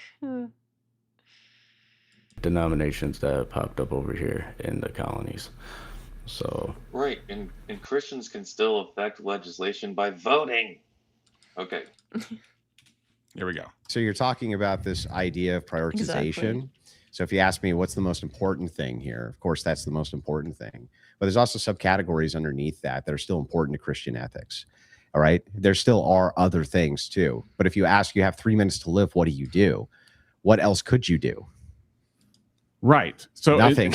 No, not nothing. Not What nothing. No, the gospel is to repent, meaning distance yourself between yourself and sin and believe. You don't do that through self-improvement. The only way that you can do that by repent is relying through the acceptance on the sacrifice of Christ. of God. The only way you can do that is by the acceptance of Christ, your Savior, to repent. Well, many people say they do that, but it doesn't mean anything. Yeah, many but, people say but that's all you can do in the 3 minutes. But that aside, I still don't understand what that has to do with how you can have a Christian nation and the people want to prioritize selection of their own people if they own the land. Because I am talking about from the very beginning, how does it crisscross with Christian nationalism?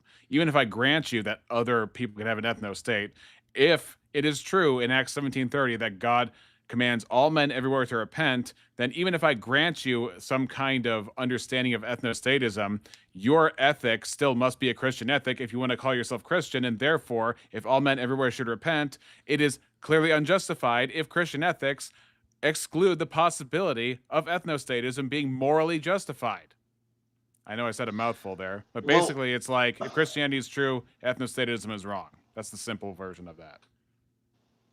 Right. And okay, it made me think of, well, wouldn't that harm the Great Commission if Christians were rejecting people like that, right? The Great Commission of sharing the gospel. Well, it just depends on how you run the government, because I think you can have closed borders, and that would not be racist because you would be, it would be closed to everybody of every stripe, so it wouldn't matter at that point. But yeah, okay. Yeah. Why? That's not in any way prohibited in Christian ethics. If selection of the people is phenotype, and that is the only unilateral analysis of who you're letting in and not, and you want to call yourself a Christian nation, you're not doing it on Christian terms, because before Christ, as long as there's no other barriers that have any real significance, there is neither Jew nor Greek, slave nor free, male nor female, for Christ is all and in all. So wait a second. So then I don't understand. How can you say that there can be a barrier there at all between letting a person into your nation based on the fact that they're not a part of your ethno? Well, I already told you. See what it does again? It's the open borders versus ethno-state false dichotomy. Nothing in between. He does it again. It's very obvious.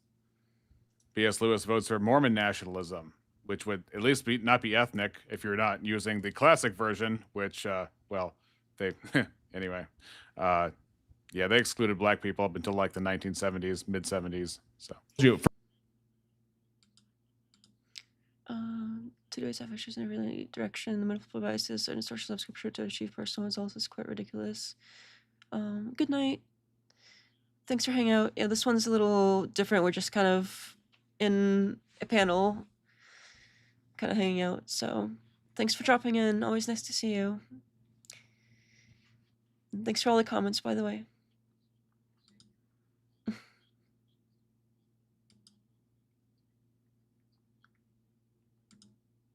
That's not antithetical. When you say privately owned land, you're not talking about the nation. You're talking about the nation is privately owned land. Yes, it's not publicly owned land. No, well, okay. The public is it's a conglomeration of private citizens, right? Well, I want to figure out because semantics are important. You check that out: public, private, tomato. Wow. Semantic games. This is the same guy who says semantics are important, and then he does that. I would say sovereign land. A nation's sovereign land would be more suiting, I think. It was but Thank you, Big Bad Mama. I'm more critical of myself in this than you are. I guess. You know, but this does seem embarrassing for Andrew, for what it's worth. Good. Sure. I do say often. Yeah. There's public land. There's private land. Yeah. Your So house who's is- the public here? So when I hear public, I think of government-owned land. Is that what you're talking about? Well, yeah, but government is the conditional of the people who empower them. Right? Well, you're talking. Is this not collectivist language? Like, what would he have to say to a communist that they're saying public, private? You know, it's all fuzzy, it's all gray. Who knows? Well, a lot of his stuff is very like commie coded.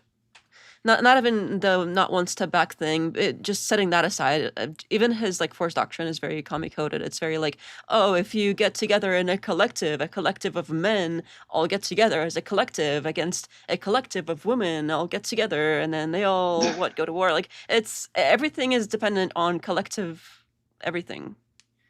His whole shtick.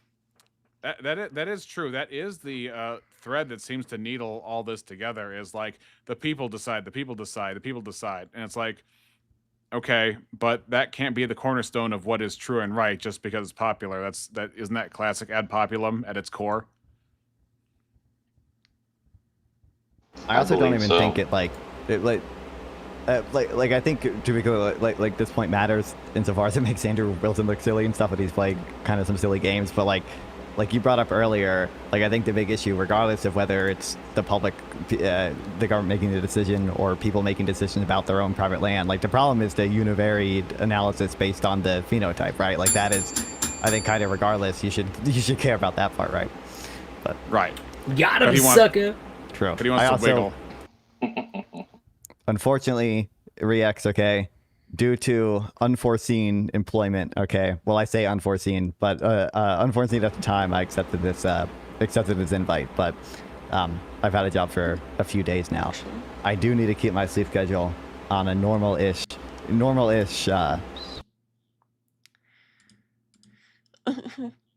Private, public. Andrew doesn't realize that the whole reason orthodoxy has been preserved is by it being protected, not asserted. That's a good way to put it. Yeah, and I'm not on the left, obviously, but I think there is a middle that can benefit from eschewing its extremities. I think that between the rational right and the rational left, we could get rid of the freaks on the either side that go to extreme places. I think there could be a common goal for a rational discourse in politics again being the norm instead of this accelerationist crap that we're going through on both sides. Hopefully, I'm trying, brother. I've been arguing with a lot of socialists recently, so I appreciate it. I will. We'll talk soon. Yeah. BS says I fall asleep to Rex all the time. Well, thank you. That means every night, BS, you have to come to my channel because you're absolutely addicted and you can't get any peace without hearing my voice. So glad to hear it. Tareyak, if you're still out there, I'll send you the link soon. We're going to be done this debate in a little bit. Talking about where you live, so I'm thinking of land. Oh, I'm hearing somebody's rain shower in the background. Who's got? Is that my fan? I'm sorry. It's really warm up here right now, so. Yeah, I'm trying those tough Canadian summer. I'm kidding. They really are, dude. You'd actually be pretty surprised. Canada isn't real. Canadian, as you know, and he's down in Texas right now, so he's getting hit real hard. But oh dang. Yeah, so if the people there collectively, as a classic right winger, I just want to say, if everybody's collective about this, then we're Christian and right wing folks. they publicly all own the land together. Say, I want to live, and that would be public land. Why does it look like he's hugging a really big fat guy? Just like. No, well, okay. The public is all it's a conglomeration of private citizens, right? Well, I want to figure out because semantics are important. As I do say often, there's public land, there's private land. Yeah. So who's the public here? So when I hear public, I think of government-owned land. Is that what you're talking about? Well, yeah, but government is the conditional of the people who empower them. Right? Well, you're talking about where you live, so I'm thinking of land. So yeah, so if the people there collectively, they publicly all own the land together, say, I want to live, and that would be public land. Are you talking right? about like a commune? No, it's just case use of the nation. If it's public land, I own it I'm and talking you about own a it. commune, just with a different name. Right. I'm talking about where public is private and private is public, but it's not a commune. Wait a Don't minute. get all crazy. Are you talking about a car our? No, you fool! I'm talking about a four-wheeled. Our? We got a Canadian in here. Well, I guess you can be real, but Canada is still not real.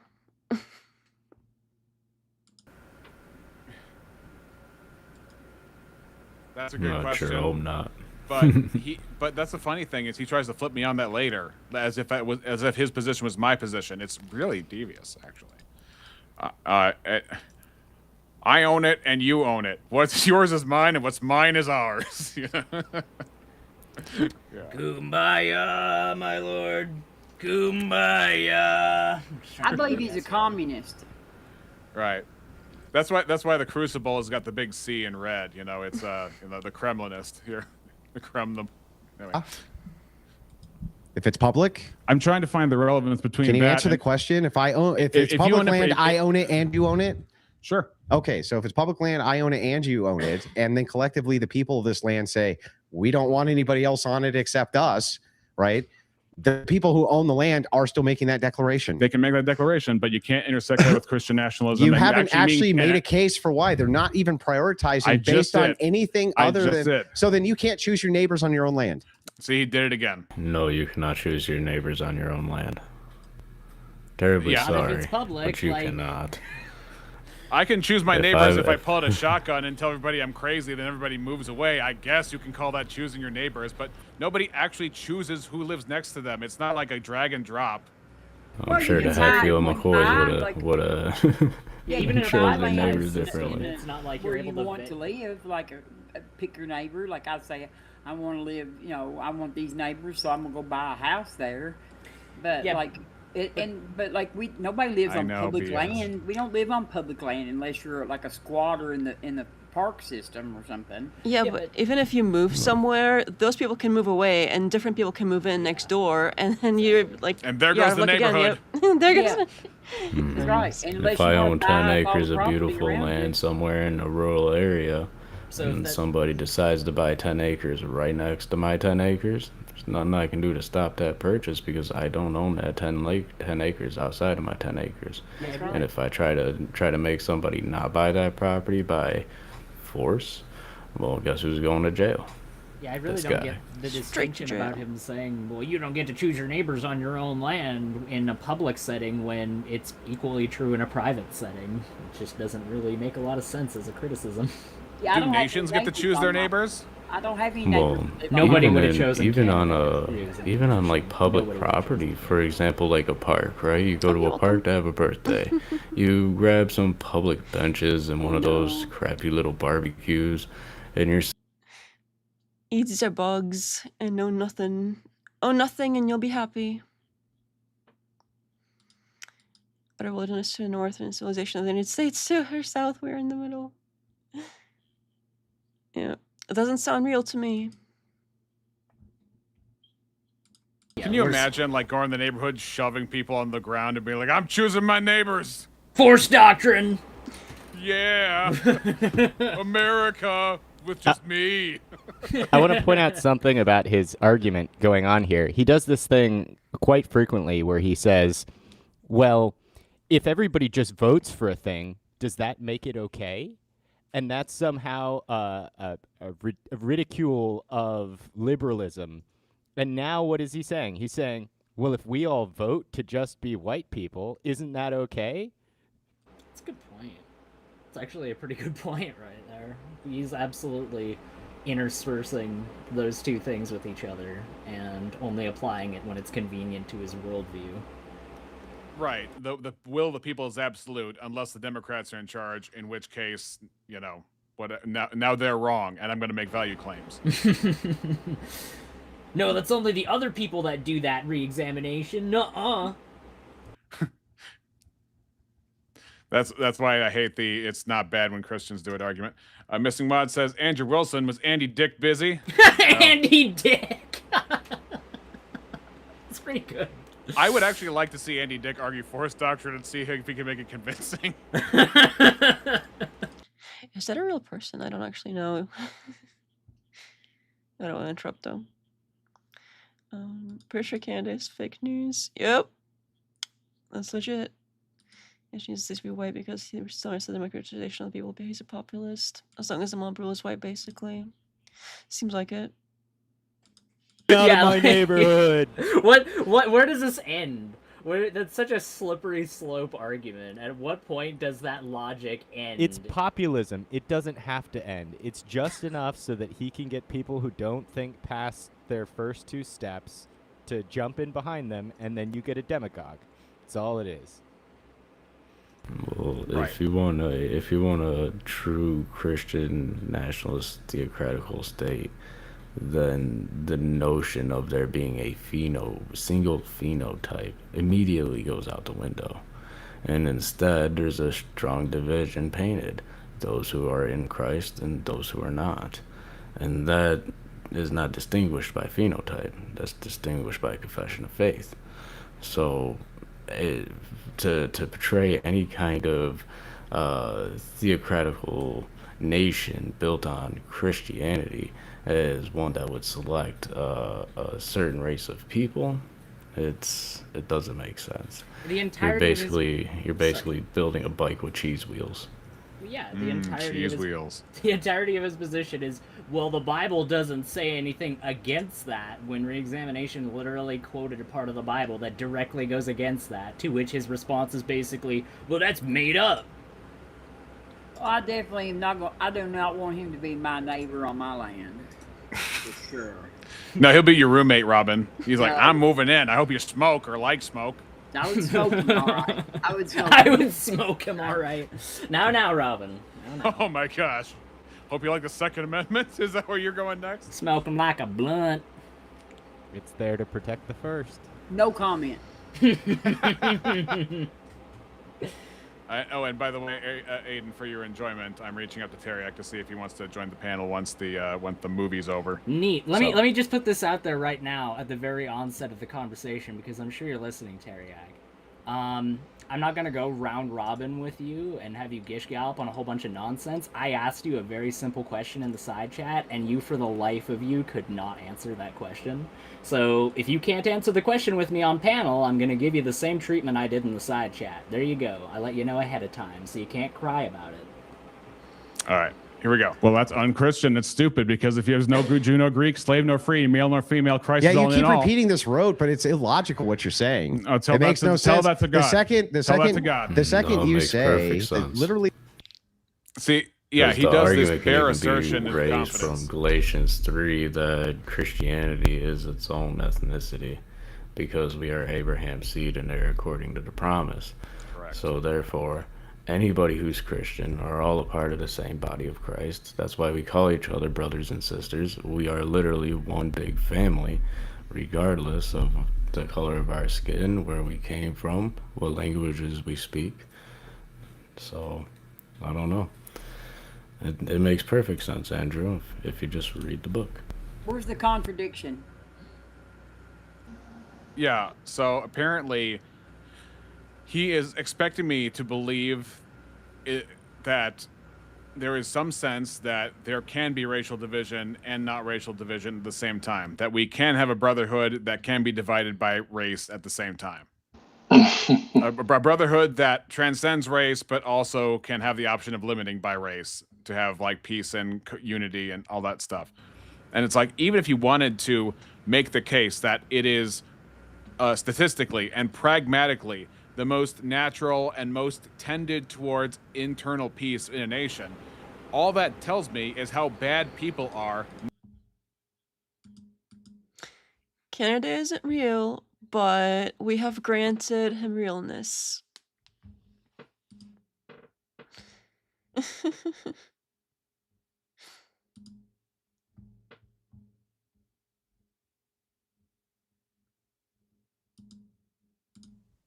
I wonder if he thinks original sin is only in a particular group of people, or is it an all humanity kind of thing? Because that seems like it would answer a lot of questions here. Sorry, I'm monitoring chat a little bit. B.S. Lewis says, tell it to God isn't the flex we think it is, even though I'm referencing inspired scripture. that breaks down the barriers. So the entailment of that would be against ethnostatism. So I don't know what B.S. Lewis is smoking, but go ahead, Chapingro. Well, I'm just asking, does Andrew here see two different classifications or maybe many different classifications of fallen man? Well, it depends on, I don't know. There are racists out there who think that some races are morally superior to others, just even on a spiritual level. One such guy's name is Corey Mahler, who had a debate with James White on whether or not a black person could be sanctified spiritually as much as a white person, and he said no. It seems a little wild to me. I mean, I might not be of the faith, but it seems rather universal that the being man and therefore biblically speaking subject to God, that wouldn't have these arbitrary distinctions. Yeah. I mean, and that's all over scripture, really. So yeah, God is impartial. That's said numerous places. Correct. And even in terms of like Romans chapter 2, Rev, like you'll remember it talks about, heck, I'm going to go there right now because that's very useful.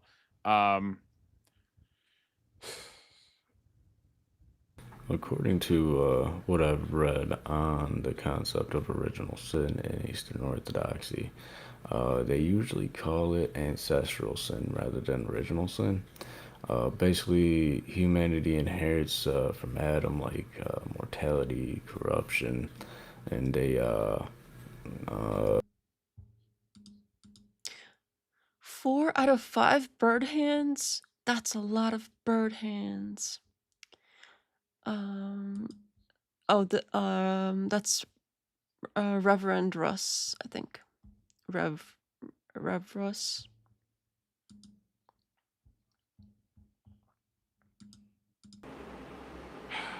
So Romans 2:26. So if a man who is uncircumcised keeps the precepts of the law, will not his uncircumcision be regarded as circumcision? And then he who is physically uncircumcised but keeps the law will condemn you who have the written code and the circumcision but break the law. For no one is a Jew who is merely one outwardly, nor is circumcision outward and physical, but a Jew is one inward, and circumcision is a matter of the heart by the Spirit, not by the letter. His praise is not from man, but from God. And so what the point of there is, there were certain distinctives that God gave to the Jewish people, like circumcision as a sign, as a signature of like pointing to his spiritual truth. It's kind of weird. If God gave them circumcision, why didn't he just make them born without the foreskin? Why do they have to like do it to themselves? It seems weird that if God gave you something, like you're the one that has to do it versus you just being born with it. Wouldn't that be like God giving it to you if he wanted some people to not have the foreskin for whatever reason? The extra, sorry, I'm saying this wrong. The extra wee-wees, well, the not extra, that's wrong. I can't get this right. The wee-wee skin that some people think is extra. Also, I don't know if y'all noticed, we have our very own Professor Hizzle in the chat over on the Reexamination channel there.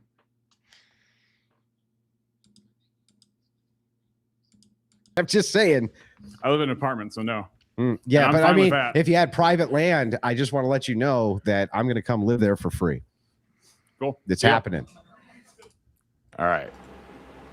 And as was already pointed out, as was already pointed out earlier, the moment that you have control over your neighbors and who they are vanishes the second they decide they don't want to live on that land anymore, and somebody else moves in their place. So even then, unless you have some sort of agreement with those neighbors or some sort of contract in some alternate universe that states that they're serfs and they're bound to that land and just can't leave, then yeah, you absolutely are open to having new neighbors. There's no way of getting out of that in the modern day and age. Sorry to say, Andrew. Yeah, his argument made no sense. I still don't understand what he's saying. The Eastern Orthodox position that Andrew claims to appeal to doesn't believe in original sin. Really? I didn't know that. I know a few things that are different between like Orthodox versus Protestant, but I didn't know that was one of them. Circumcision is pointless. There's no practical health benefit. Well, that's kind of the thing, though. It's not about health benefit. It's apparently because it's a way of like identifying God's chosen people or something. But then again, why wouldn't God just make them be born without the wee skin? But yeah, I mean, I tend to agree with that. We're mutilating baby boys. It's completely messed up. Maybe a separate topic for another day, but yeah, it's wrong, I think, in my personal opinion, to mutilate healthy baby boy children that happen to be born the way that they're like meant to be born. It's crazy. Most of the world doesn't do it, and they seem to be doing fine. And it has to do with covenants and the conditions changing. Nothing beyond that. I see what you did there. Is that a wee joke? Against the progressives, but there's a progressive version of what he's arguing for that they would totally be about, and the term is gentrification, which the idea behind gentrification is that it's bad that people don't get to maintain their own neighborhoods because other wealthier people are moving in and taking over, and therefore the government ought stop wealthy people from buying houses. I've never really appreciated the argument, but it's 1-to-1 with what he's arguing for. Because it's like some felt threat by a community that therefore they have to go for, as Stefan Molyneux would call it, the gun of the government in order to stop.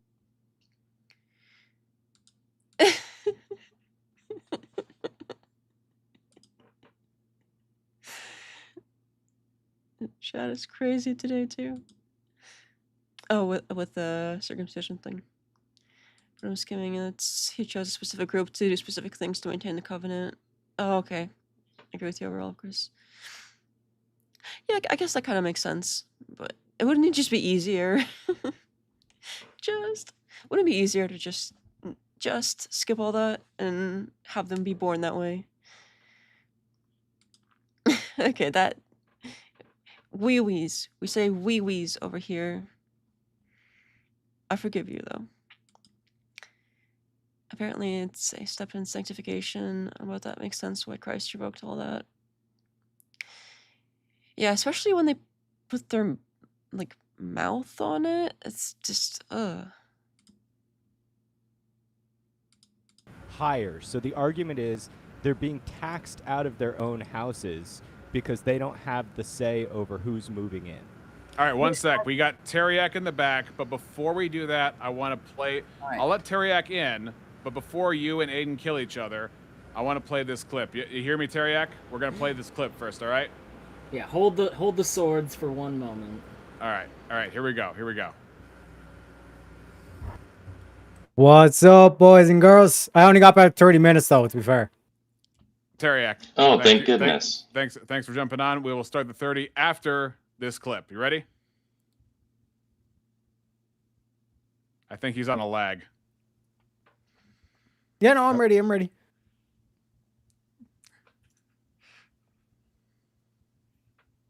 Are we supposed to hear something? Are you not hearing anything? Nope. Oh, shoot. Okay, hold up. Hold up. Same, but different. Same, but different. Okay, Brave tab.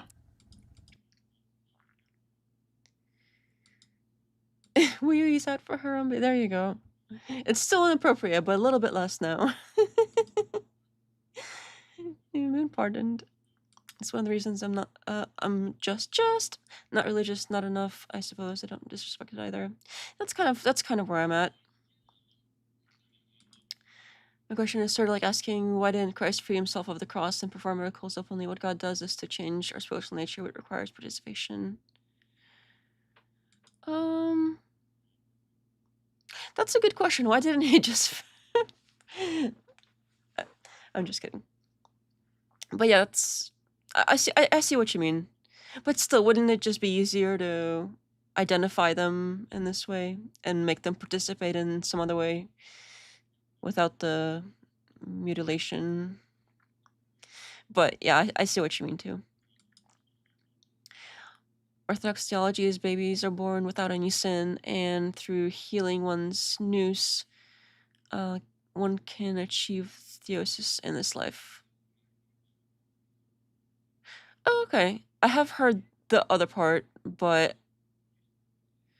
I don't know how I must have skipped the lack of original sin part. Not that it's like lacking, but that that's a difference. Thank you for clarifying for me. I suppose I was born Catholic. That's how religious I am.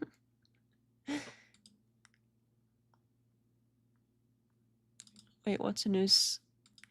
I have read that before, but every time I forget. Eye of the Heart. Thank you. I forget every single time I read it, and every single time I look it up, and I'm like, that sounds familiar.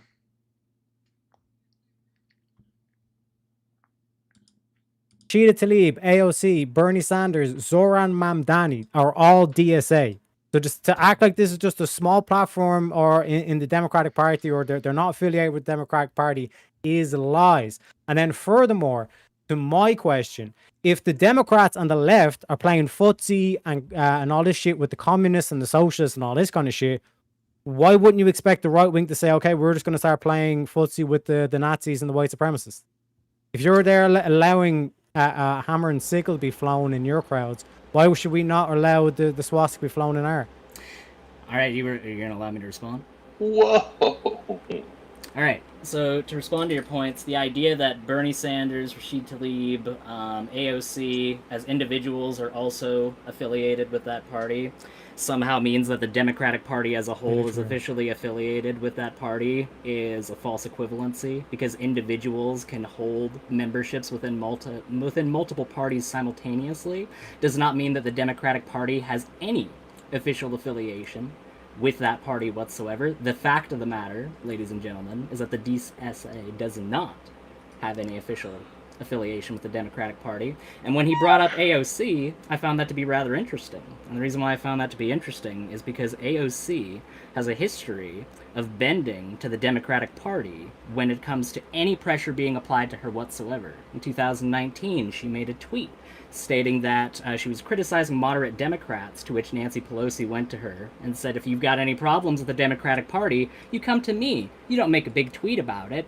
And she ended up caving. When it came to her advocacy of the Green New Deal, she utterly caved when Nancy Pelosi presented pressure toward her in order for her to back down on that, and she caved. So the idea that AOC is some hardline member of the DSA is an absolute joke. She's a dyed-in-the-wool Democrat. She ran under the Democrat platform. Beautiful. No, hold on. I let you finish. No, hold on. Hey, point. I let you finish. You're proving my point. So you're not going to let me finish. The fact that you downplay all this far left shit that goes on with the Democratic but Party I let you finish. Why is that, Tareyak? Why didn't you let me finish? No, I'm just asking you a question. Why couldn't you let me finish? AOC is not part of the DSA. No, I'm not regurgitating the same thing. No, I never said the DSA is some minor party. I never said that at any point in time. I never said that. I literally never said that at any point in time whatsoever. What does it say on a Wikipedia article? What should you describe yourself as? If you want, I can mute you both if you want. Okay, look, let's take a break. While we have as many panelists as we do have left over, just take 1 minute and listen to this. And then Epstein was good, and you're just I can hear it. This bullshit about me because it wasn't even true stuff. It was. Well, then I guess ultimately, once again, in this particular arena, Fuentes was right, huh? Whoa. Yeah, chalk another one up for Nick, I guess. Yeah, I guess you got to chalk another one up for Nick because he did put out the warning that this guy was a fucking backbiter and that the second he saw a political opportunity, he would strike. But I've been nothing but very kind to that man. I've literally retweeted him. He's invited me on his show. I said, when I get an opportunity, I'll go on your show. I've been extremely kind to him. And now he just moves right in the fucking bed. Dude, these fucking people. So, Andrew, the thing he said, he said, what hits harder than an olive jar, proving you can have a hoe phase and still find a simp to marry you. So, just... There you go. Yeah. Yeah. That's pretty shitty. Immediately. So backbiter done. You know who didn't? You know who didn't shit on me? You know who didn't shit on me? Who could? Was Nick Fuentes. A super chatter obviously put up to it, sent in order to get him to attack Rachel and myself, and he didn't do it. Nope, he didn't do it. Not only did he not do it, he said very kind words about me and my family. And so what happened? One day that guy's going to need some help from the Wilsons. And when that day comes, he's going to fucking get it. Yup. And to my main point, the fact that Aiden was there trying to say way that to pay attention to what was being said. All of 0.5 seconds transpired after that clip, and Tareyak just immediately jumps back into it. Never mind. You're not going to let me finish? Anything okay. outside of that. Anyways, oh, kind of like how you didn't let me the finish earlier, right? Kind of like Aiden- that, the fa- the Tareyak? fact- Kind of like the how you fact did that. Aiden- Okay. Putin. Welcome back. Tareyak coming and swinging. He did just start off basically right back into it. What a base gentleman right there. It's gonna scare the Huzz. What's the Huzz? It's it's good. Said energy seeking. I'm not sure I don't know how to say the word. I'm sorry.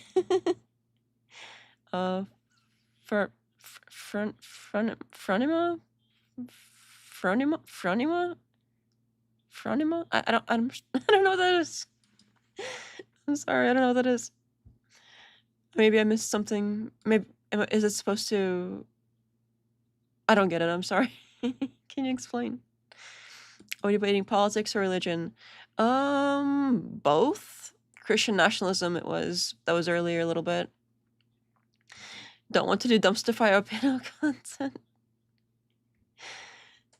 Yeah, I join panels sometimes, but it's definitely not like a regular content on the channel.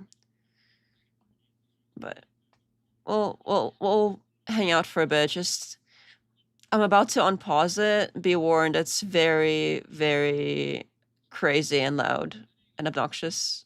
Ready? Go. Like, why shouldn't they play footsie? Why with do we Nazis have, and this stuff is what like I'm that? talking about, where The it's like you reason have an why unequal they shouldn't do standard that across the board. is because as soon as you allow, How- as why- soon as why you should give you expect platform that, to those people Rex? within the party, Can you answer that question, Rex? it's immediately going to open up a facet where that party Can you is answer my going to question? completely take If over I can hear and it, overrun but, the rest of the party. Okay, so why? I jumped into your guys' debate anyway, but Yeah. I agree. And just being pheromonal.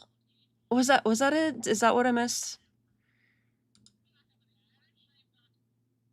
Oh no, that wasn't how that was spelled.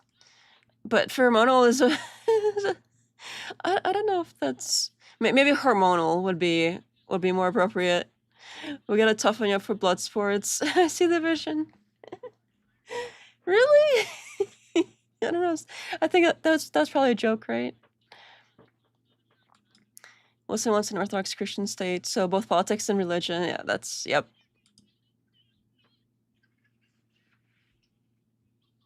Okay, let's unpause again. Oh, it's quieter now. So either this is going to be productive. Aliens. Okay. Aliens. So either this is going to be productive or not, but it sounds like it's not going to be productive. So we're just gonna. The point. I'm trying to engage really... in the video, Rex. I'm genuinely trying to engage in the video, but Aiden's just trolling. Oh, what a surprise! So can I ask my question?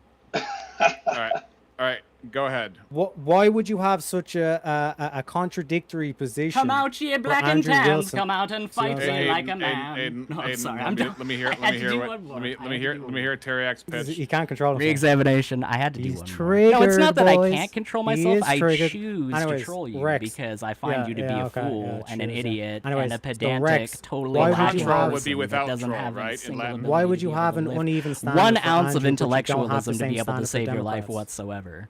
That's All right. my position. Do you guys want me to end the stream or what? What? What's the Because I can end it right now, and then this will be a What's the not so problem? fitting end. He's gonna to a turn very- the car. to a very important stream, by the way. You can cut this part out. That's all good. No, it's not about cutting the part out. It's just people are still watching, and then we're going to lose viewers as well. But let's just, Tareyak, ask me your question. Yeah, thank you. So why do you have such a uneven standard when it comes to Andrew Wilson engaging with Nick Fuentes, even though there is justification because Nick Fuentes was actually being noble and he didn't take a shot at Andrew when he had the chance. But when I point out the fact, but when I point out the fact that the Democrats, we don't call out the Democrats playing. Unmute. Oh, is it muted or is it? Or, oh, well, I mean, I muted it now, but it's a joke unless you believe. Unmute. Was it? Wait. Unmute. Oh, unmute the. Oh. Hopefully it was unmuted when I muted it. Yeah. What the is correct. All right. Let's see what's going on there again.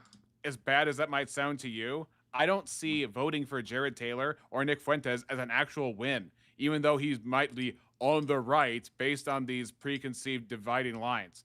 I see a win would be like something closer to Ron DeSantis, and that might make you puke because he's not, far right or something like that, or he's not extreme enough to pull in the direction that you might like. But that's where I'm at. Yeah, but if you come at the perspective where all you're doing is... Oh, you could if you needed for like 5 minutes. Oh, in the other chat. Yeah, I mean it seems pretty busy. True of me.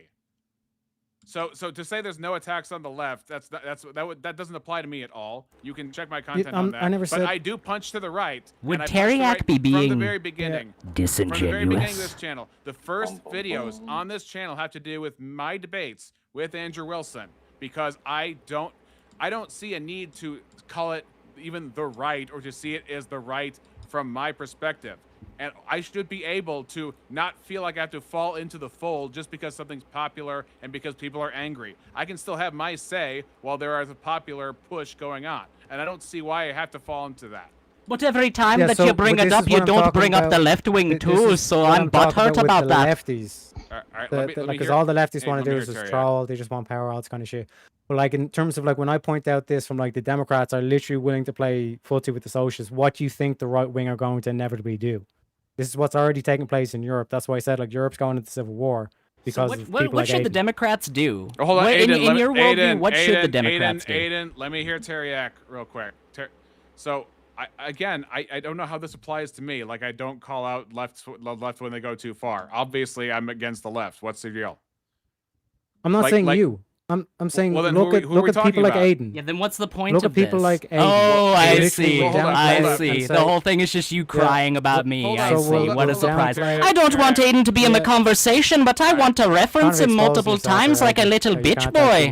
I can't actually engage with Aiden in a conversation, so I'm just gonna bring him up. All right, let's just. All right. You want me to I can just remove people if you want. Stop bringing me up if you don't want me in the conversation. When you're not engaged in conversation. Well, you stop bringing me up, you retard. The population who are like unwilling to call out their own side, or who are more than willing to play footsie with socialists and communists. What do you think the right wing is going to? This is why I keep saying about Germany and the statue that they're going to erect in 5 to 10 years time.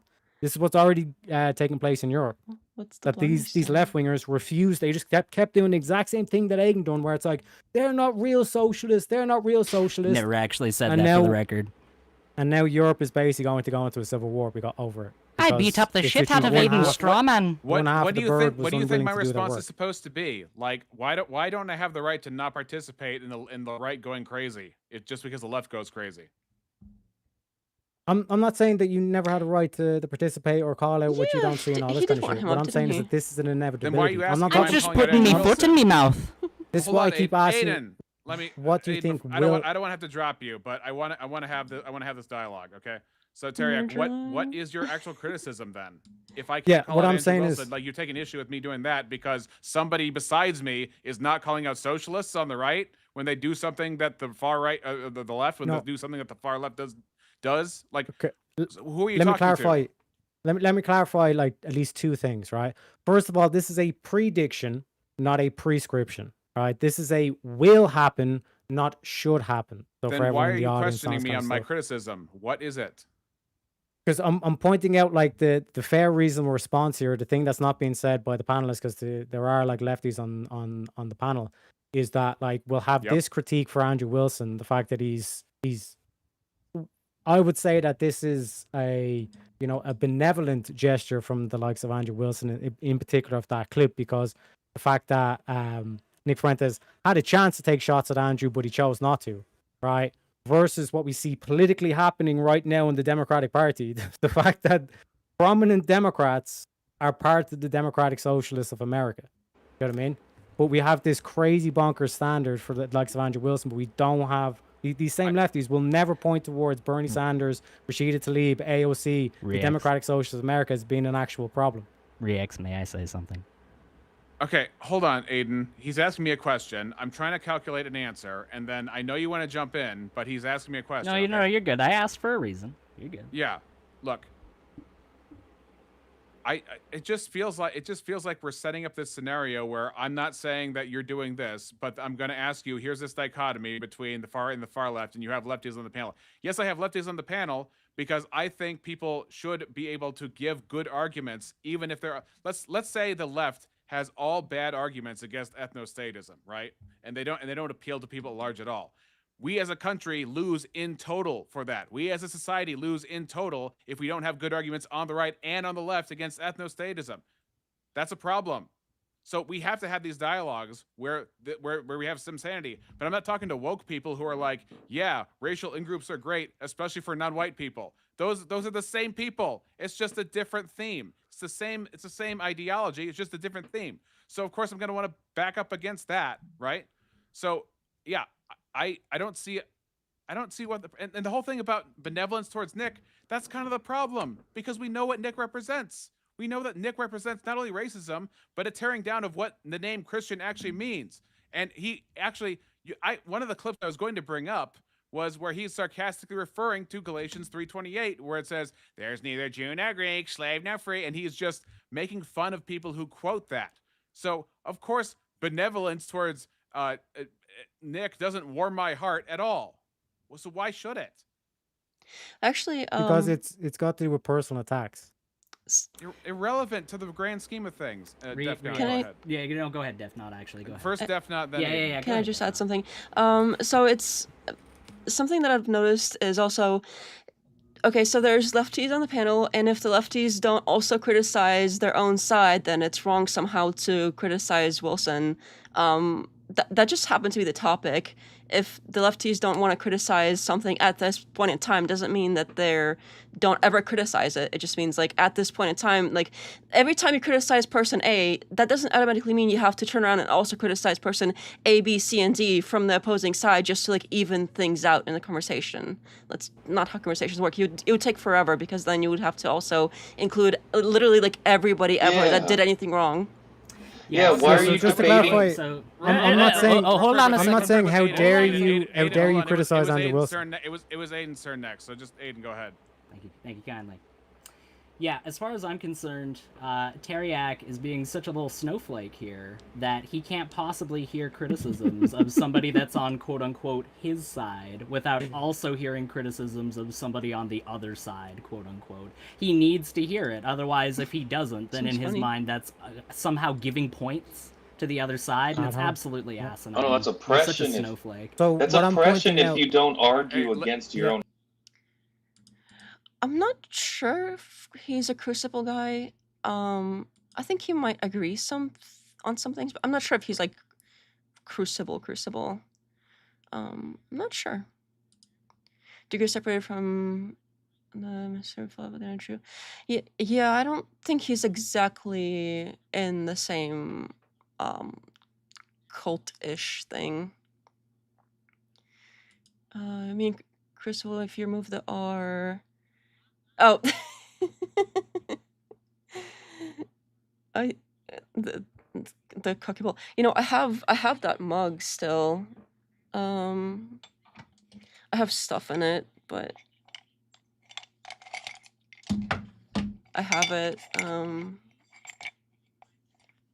have the cookie bowl mug.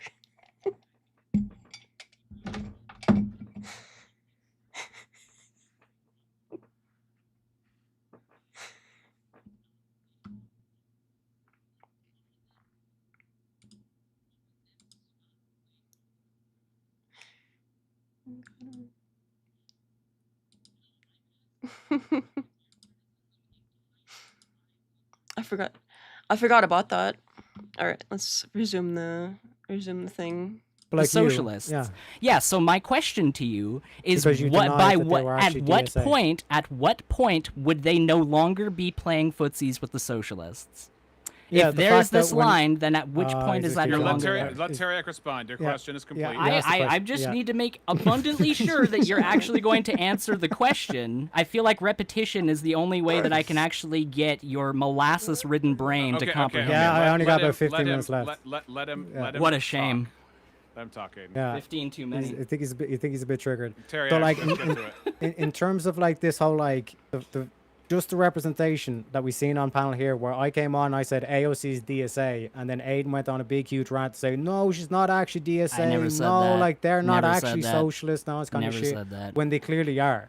Like this constantly downplaying of the far left from these like lefties, Can and you you make see it like one all argument over, without straw like, manning people? Def and Aiden, all the kind Just of stuff. one argument they're, without they're straw small manning fish in the Okay, sea. Aiden, We at can least pull up let him Hassan, we complete can the pull up thought. Vouch, we can pull up Destiny, like all these prominent voices that I'm more than willing to, and then we can talk about the whole PDF shit that like Destiny seems to placate towards and all this kind of stuff. But that's here nor there. That's all the queer ideology. that they're Tareyak, doing real, as well. real quick, hold on, But- Aiden. Real quick, Tareyak. Part of the reason I made this channel was to call out the freaks on the far right, because I think the far right is stupid and evil, and I think that having somebody who knows what they're talking about in some degree doing this is a service that needs to be done that nobody else seems to be doing, especially not Andrew Wilson, of calling out, not even just not calling out, but he's doing shout outs, not call outs of the far right. And that's what I'm trying to bring to bear upon people. Now, Chapingro, you had your hand up for a very long time, so your bicep is huge by now. Please tell us what you're going to say. Thank you. Aiden, be good. Tareyak, I have a question for you. You can... what I'm hearing from you, I really want to just boil down into one question. If those people over there do a thing, Really good. does Oh, it was justify the mug me thing? and my people doing the same thing? I'll pull it up later. Again. Not necessarily, no. Okay, that's the answer to your question. If No. the left is not behaving, Sarah Godfrey. I didn't know that Sarah was also doing cookable. Oh yeah, she had. She also had stuff. I got this one from Dusty's like shop thing when he was selling it around Christmas time. Oh, that wasn't for me. Say no, that's not the answer, is because as you like seen from like Nick Fuentes, he's going to be supporting Democrats, or he's going to be advocating for like the far right to support Democrats in the midterms, purely so like Trump gets undermined and then it goes to shit because they're accelerationists at this stage. The far right want the left to go mad. They want to do their PDF pride parades, and they want to do the socialists and the communism, all this kind of shit. They want things Dog to whistle a basically- little harder. They want to break the donkey's back, so to speak. And then they were like, see, we're justified. Oh, the cookable sort of. I don't know, what is it? Play on words or whatever it's called. Idea, yeah. Mm-hmm. Welcome back, Professor Hizzle. We saw you in that chat in there.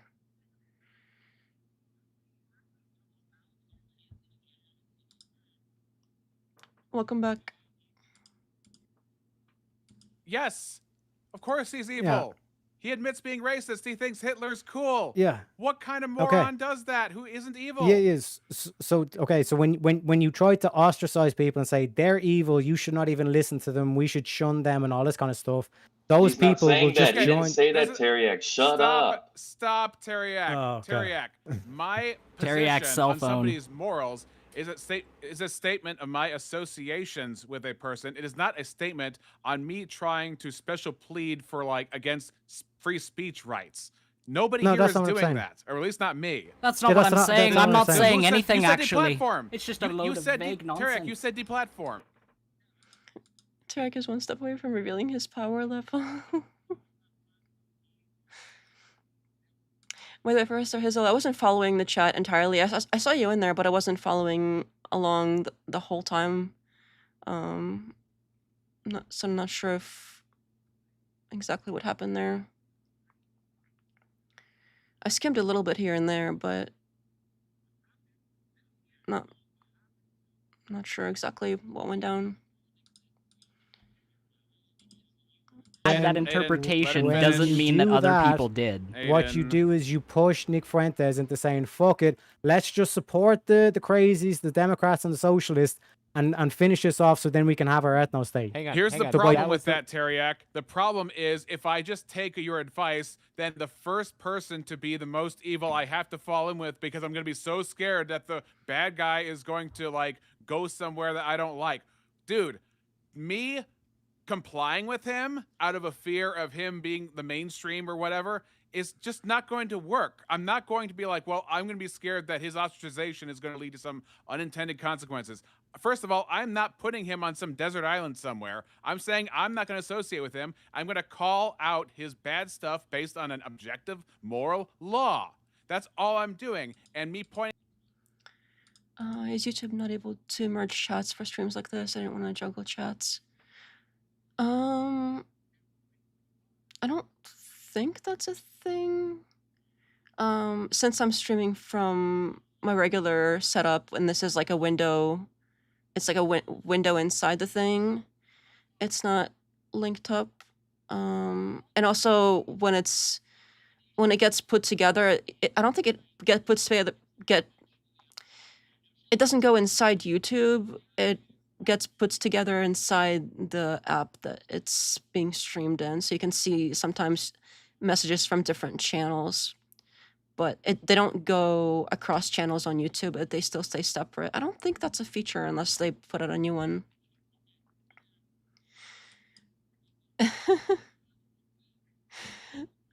Well, I'll come back, Mr. Hizzle, or sorry, Professor Hizzle.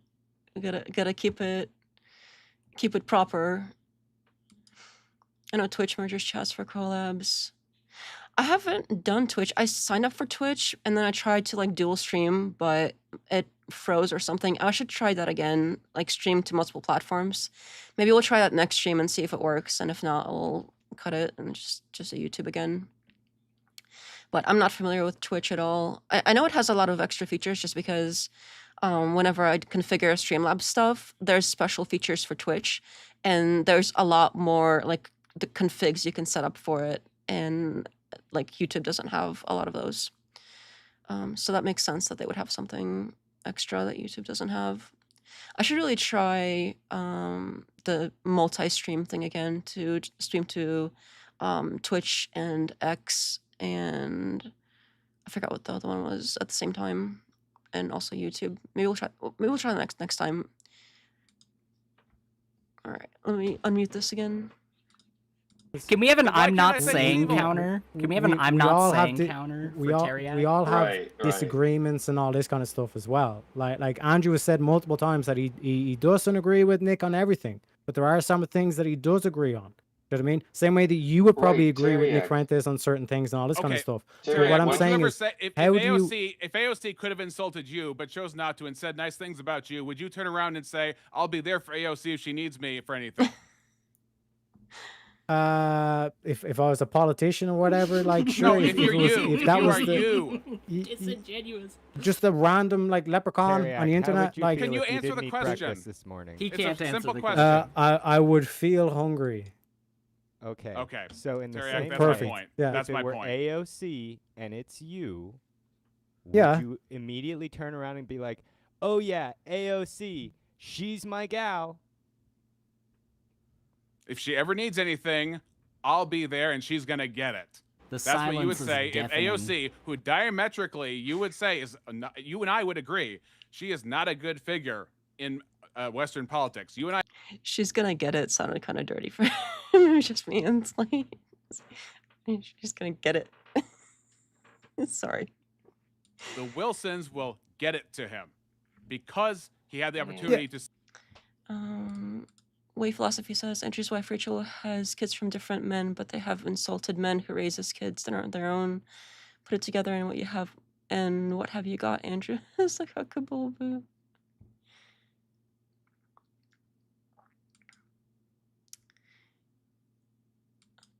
Kick TV. Oh, I've heard that was a thing. I don't think this is one of the options. I would have to set up like a manual thing. I don't think it by default does it. But yeah, I could try that. I'm not sure if it's really my crowd. It's like I tried to do Rumble, and Rumble is just very, very heavily like one way, like very, like it's very right. It's so right wing that even if you're like in the center, they'll call me like a leftist and stuff. Like there wasn't just like I don't really see Rumble being a viable option for me, even though I would have really liked to support an alternate platform. But it's kind of a waste of time to even try to upload there anymore. I used to for a while, but it's a waste of time. But I haven't tried Kick.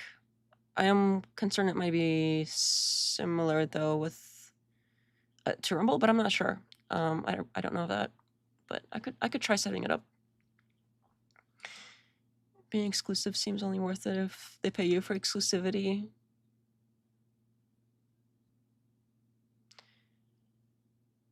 Yeah, I guess in like political, like professional political or political context. Is like a flower girl gallivanting through the fields is like not what we're dealing with. Yeah, but again, to my main question, like I'm trying to point out, like, what do you expect is going to happen when half the country is more than willing to play around with communism? Do you envision something? And tens of millions of people. Tareyak, do you envision an outcome in your mind where Rex is going to go like, "Oh, I understand"? What do you think will happen? Not what should happen. Here's the thing. I am not a consequentialist. I have never lived in a country that's collapsing, so can I tell you exactly what my character is when things go down? I mean, exclusive as in where you stream to. Oh, okay. I was like, I thought it was about the other conversation. That makes more sense. I was like trying to add it up. Excuse me, lost my voice there a little bit. Trying to add it up together. Following the row says where Tareyak is coming from is the classic alt-right thing where they overinflated how important the media is on influencing stuff, as if we are becoming socialist because the media is normalizing. That seems to track. Rumble, I imagine, it's full of boomer right-wingers. It does seem that way, yeah. He should have straight out simped for AC, to be honest. I think that would have probably worked for his point better if he did. Because that really, like, his point fell apart right there. Should have been like, oh, the big booty Latina. She can call me anytime. That would have worked better, probably.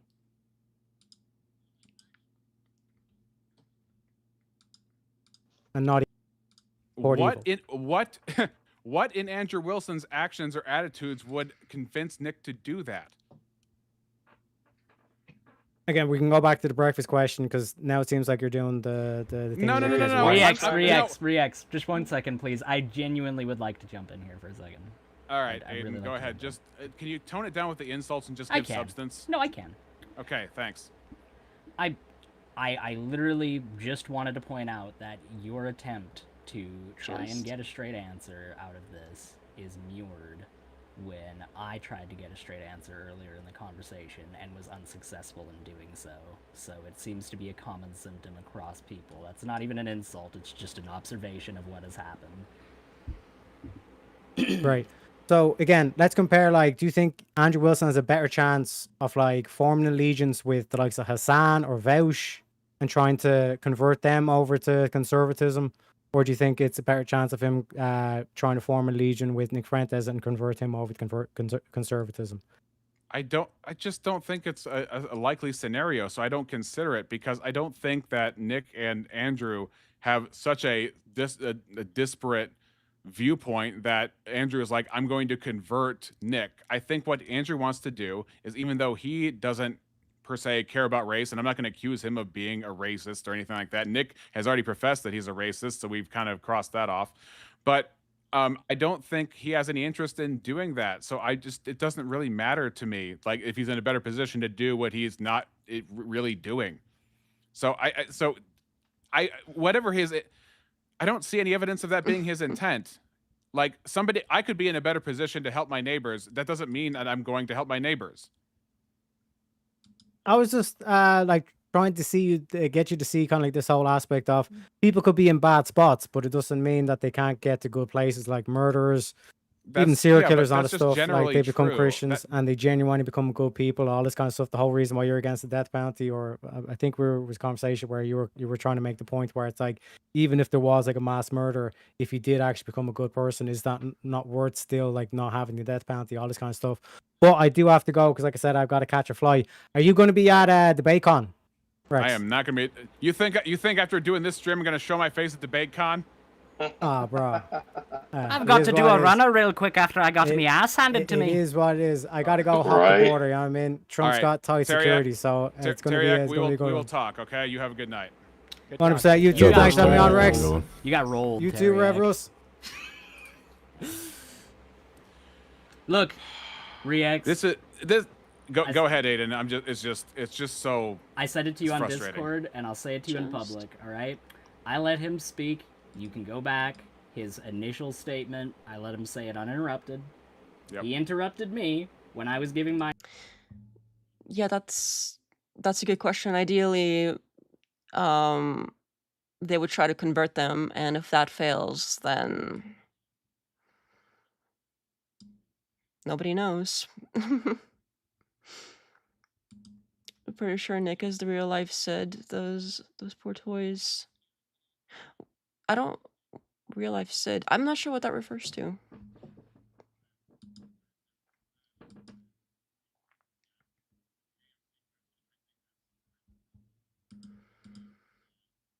You know, he didn't give really much of an answer that I remember.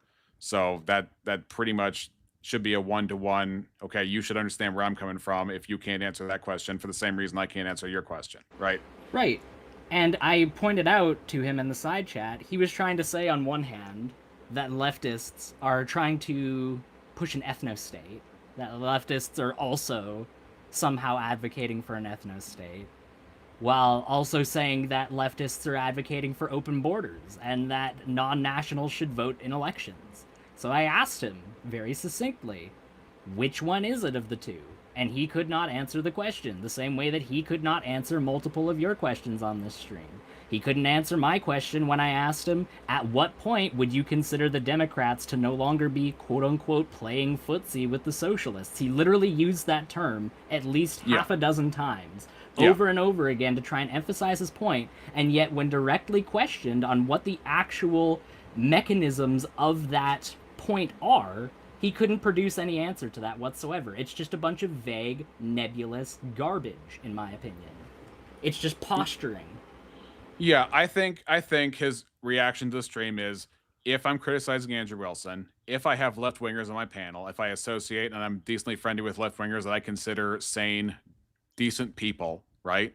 Then it's almost like I'm being unfair, or I'm some kind of traitor, or I'm, this kind of thing. And it's like, that's not true. Okay, it's just I prefer a world where people who disagree can have a table that they can commonly come to on a friendly, good faith basis and talk about issues that affects both of them. I think it affects me because it poisons my side. And I think you also have a common interest in not having that not only on your side, but also on my side. Because populism, unfortunately, is popular. And we need to, this kind of populism we have between the two of us, we have our fringes on either side, and we want to have a rational dialogue. And again, you're not some kind of guy who is going to be like a standpoint epistemology,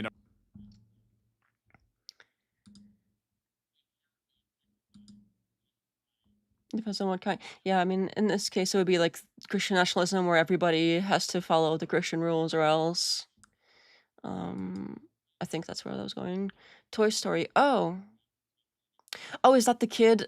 Is that the kid from Toy Story? The one that's like throwing them around and stuff in the beginning? I remember that movie. Missing meaning just deportation, right? Never know.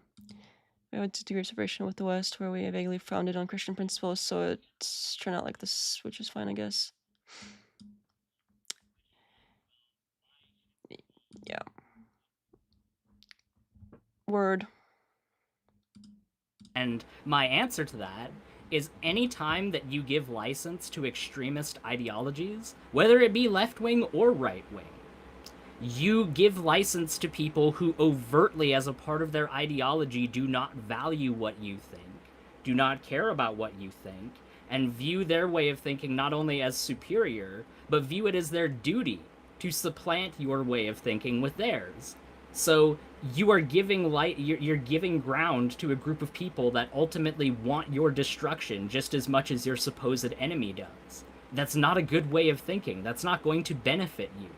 No, it's just fear-based reactionary thinking, and I've challenged Tareyak in a calmer tone, with these sorts of things before. But when he's going to come on the stream and he's going to make points exactly like you said, it's like, they're doing it, shouldn't we do it? That's just basic bad thinking.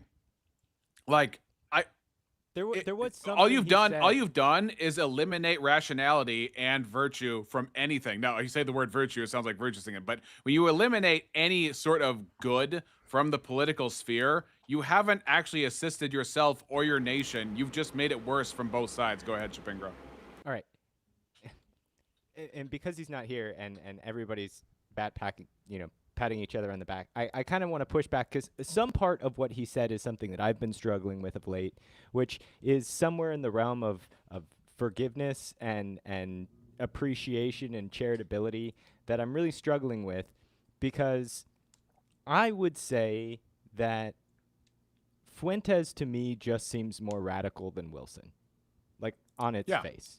Okay. Oh, he's way more overt with his message. I would agree with you there.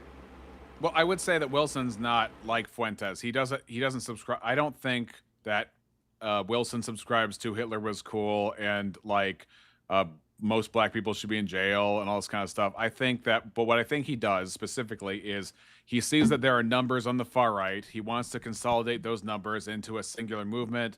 He's probably a no punches to the right kind of guy based on how he's interacted with me in these two debates. And that's where I'm concerned. It's not what his personal policy or opinions are, but what he's willing to do to get his ends. Well, I want to tie that back, because Tareyak was asking who would be poised to, if Fuentes could come back, and I'm not saying that he will, or that any of us have any power whatsoever. A point I wanted to make to him is to ask who has the agency for Nick Fuentes, because it's all Nick Fuentes. But we should probably reach out as neighbors, as people who are close in proximal spaces. And I don't know. I think there are two levels of this. There's the personal level at which we can say, paradox today is we can't have a top-down Christian nation like that anymore, because there are post-Enlightenment vague Christian principles would prevent us from doing the necessary things to make a base Christian state.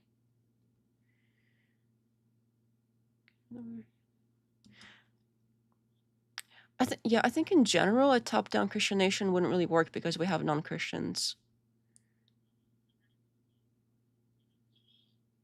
So your show is reviewing the crazy Face Lord debates. Face Lord debates.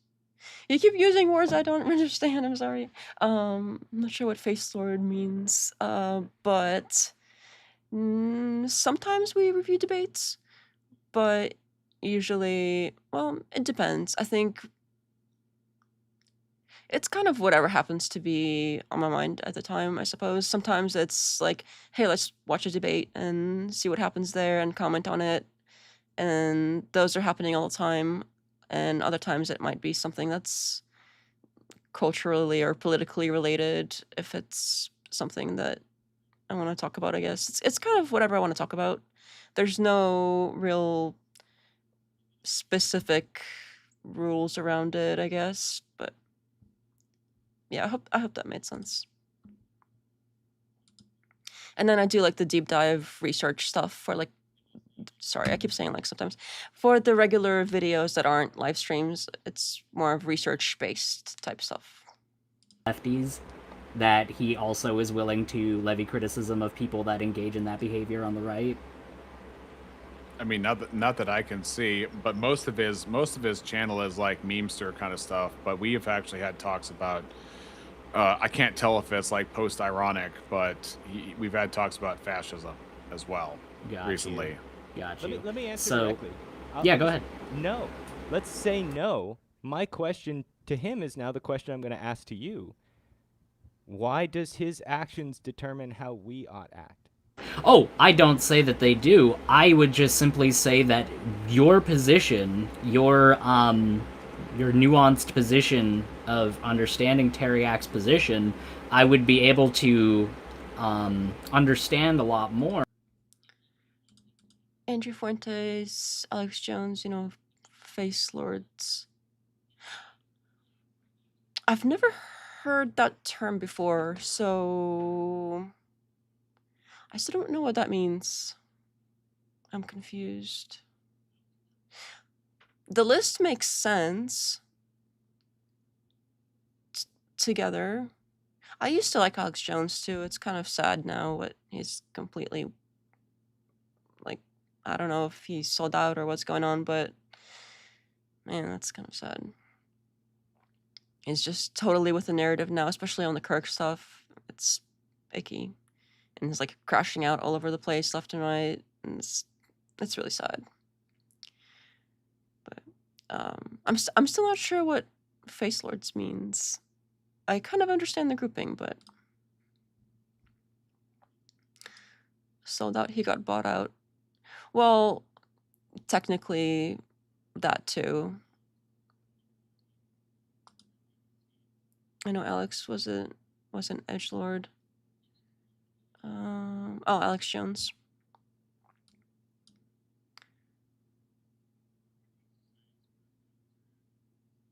Oh, Del Bunny.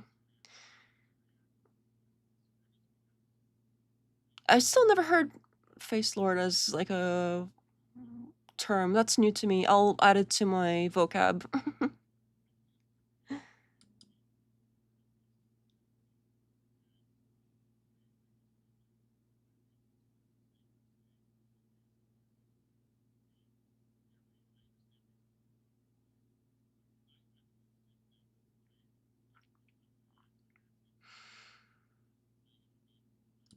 React to Alex Jones' Star Wars prequel trilogy as a bookend to the stream. I haven't heard of Star Wars prequel trilogy. He has a thing about Star Wars? What? Is that a real thing? I don't know if that doesn't sound like a real thing. But it is getting kind of late. I don't know if there's going to be a bookend after this. He has a good theory about it. It's funny. If you post a link in Discord, I'll play it after this. They're on camera trying to influence people. Most of them are mental.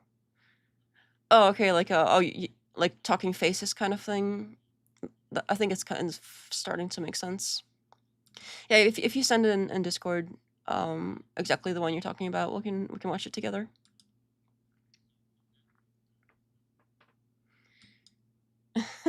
Crashing out. He is crashing out like left and right, like every day now.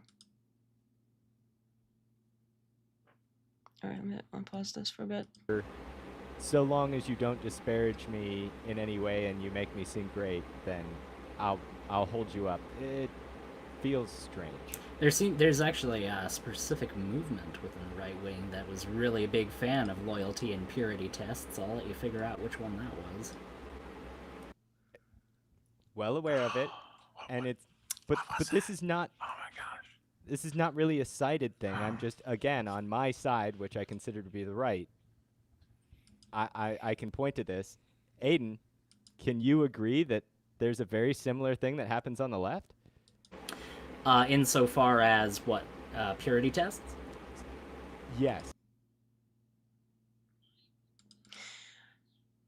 Yeah, I've vaguely followed up on that. I didn't see the original debate, but I saw the beginning part of Sneeko's stream following up on the debate, where he like played some of Alex Jones following up on the Sneeko, like, and like quoting him. It's like one watching the other, and he really was crashing out. It was sad. But in general, okay, yeah, I'll take a look. We'll probably wrap it up here soon because it's getting late. Oh, I see it.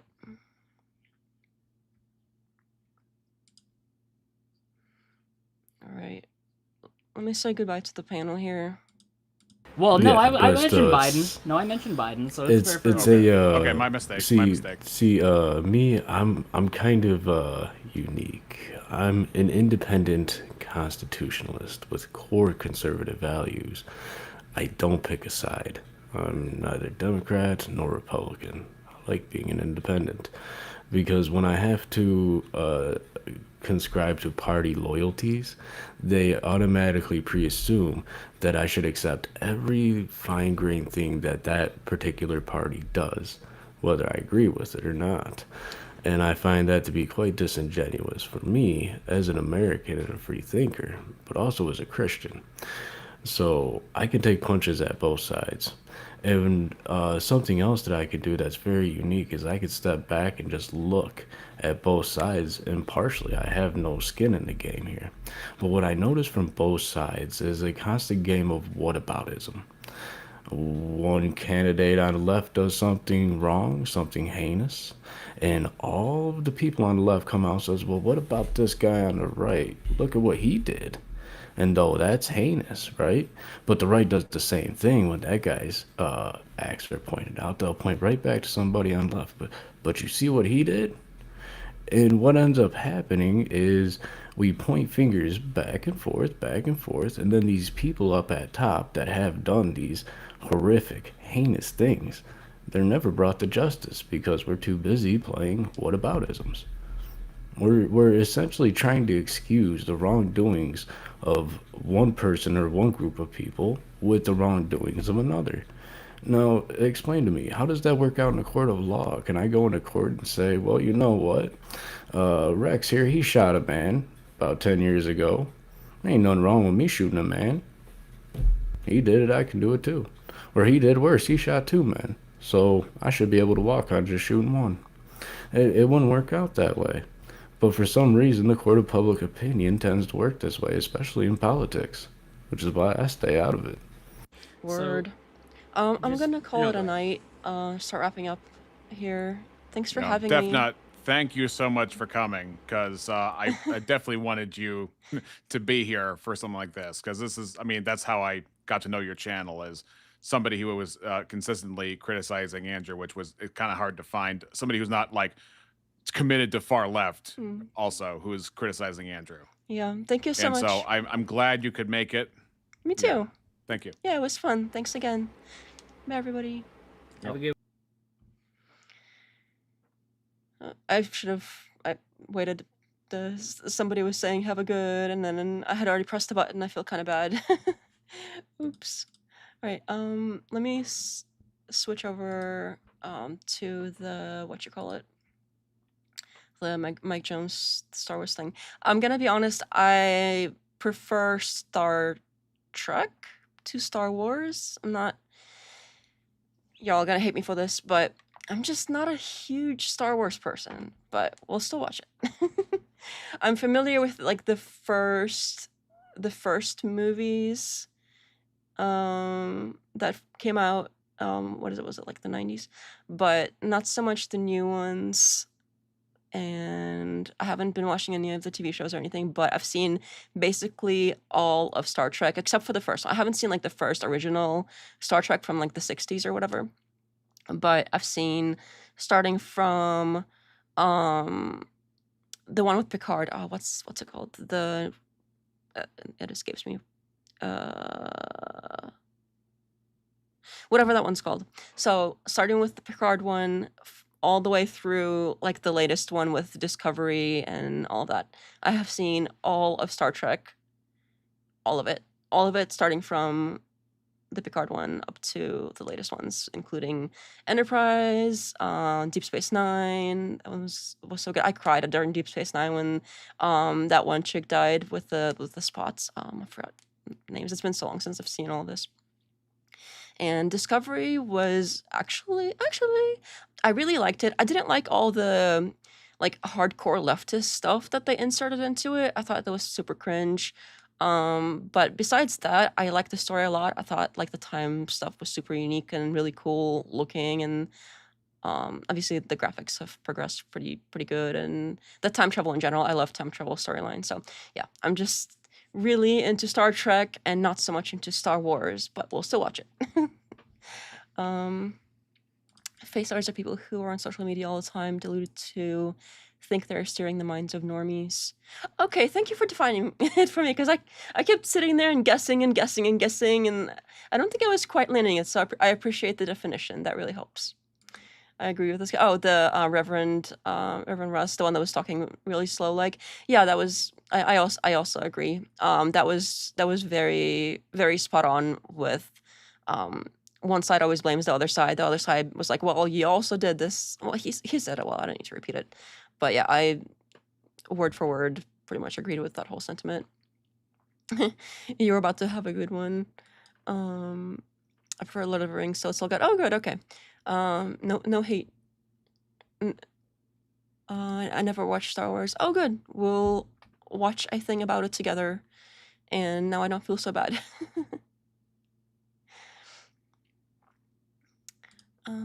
People like what they like.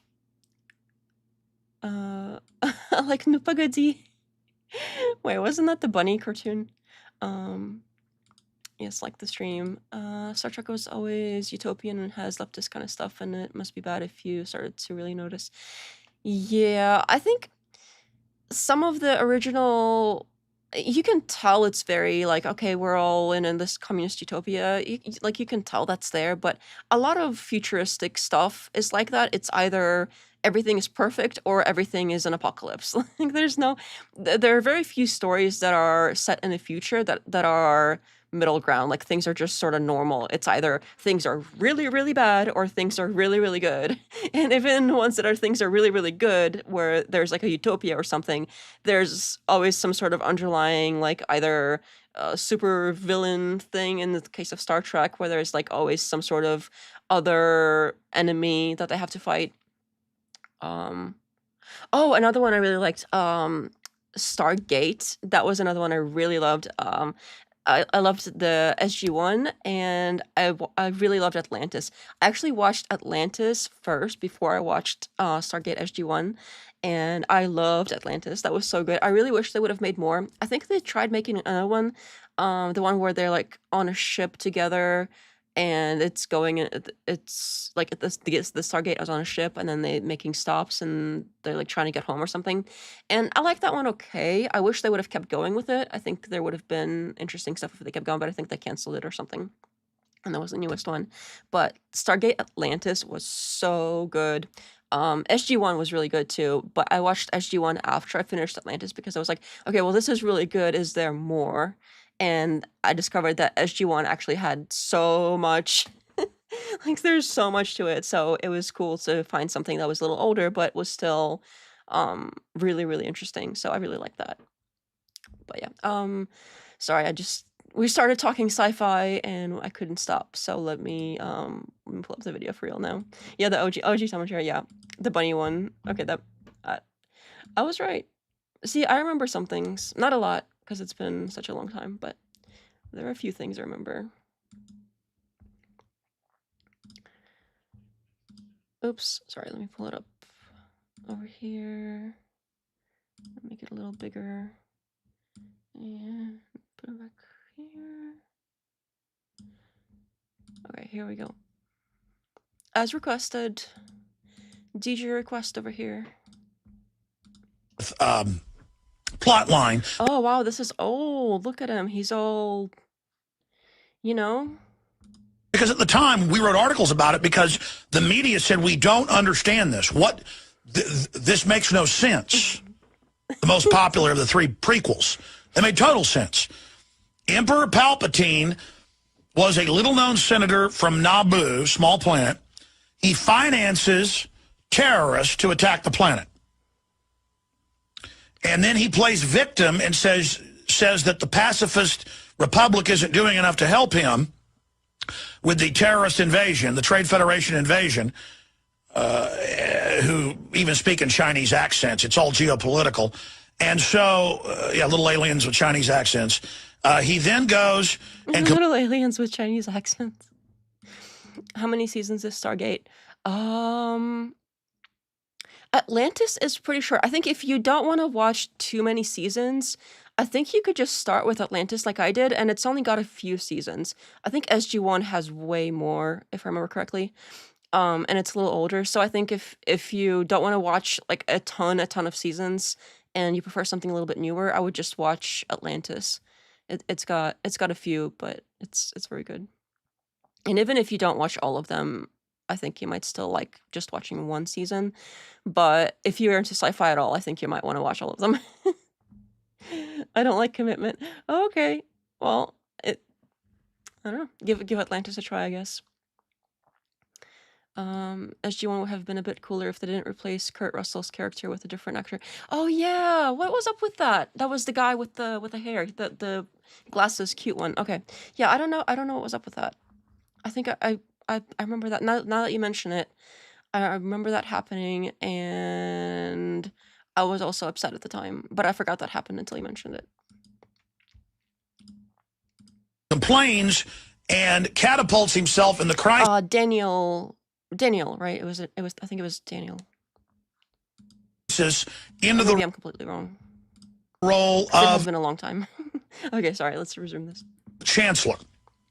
Because, you know, he was the victim, but now he demanded something be done. He'd been a pacifist previously. Now he's chancellor. Episode 2 launches terror attacks all over the galaxy with groups he's secretly financing through his backers in the Trade Federation. He turns around, double crosses in the end. Lord Vader killed Viceroy Gunray and everyone else in the...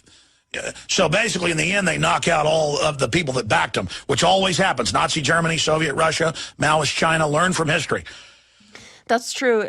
Anytime that there's a like commie thing, and the people who are the first ones that support the commie stuff, like the true believers that, you know, make this happen, make the revolution happen and everything, those are the first ones to get killed by the new regime, because they see these people that are ones that, you know, clearly were strong enough and powerful enough and motivated enough to take down the original regime.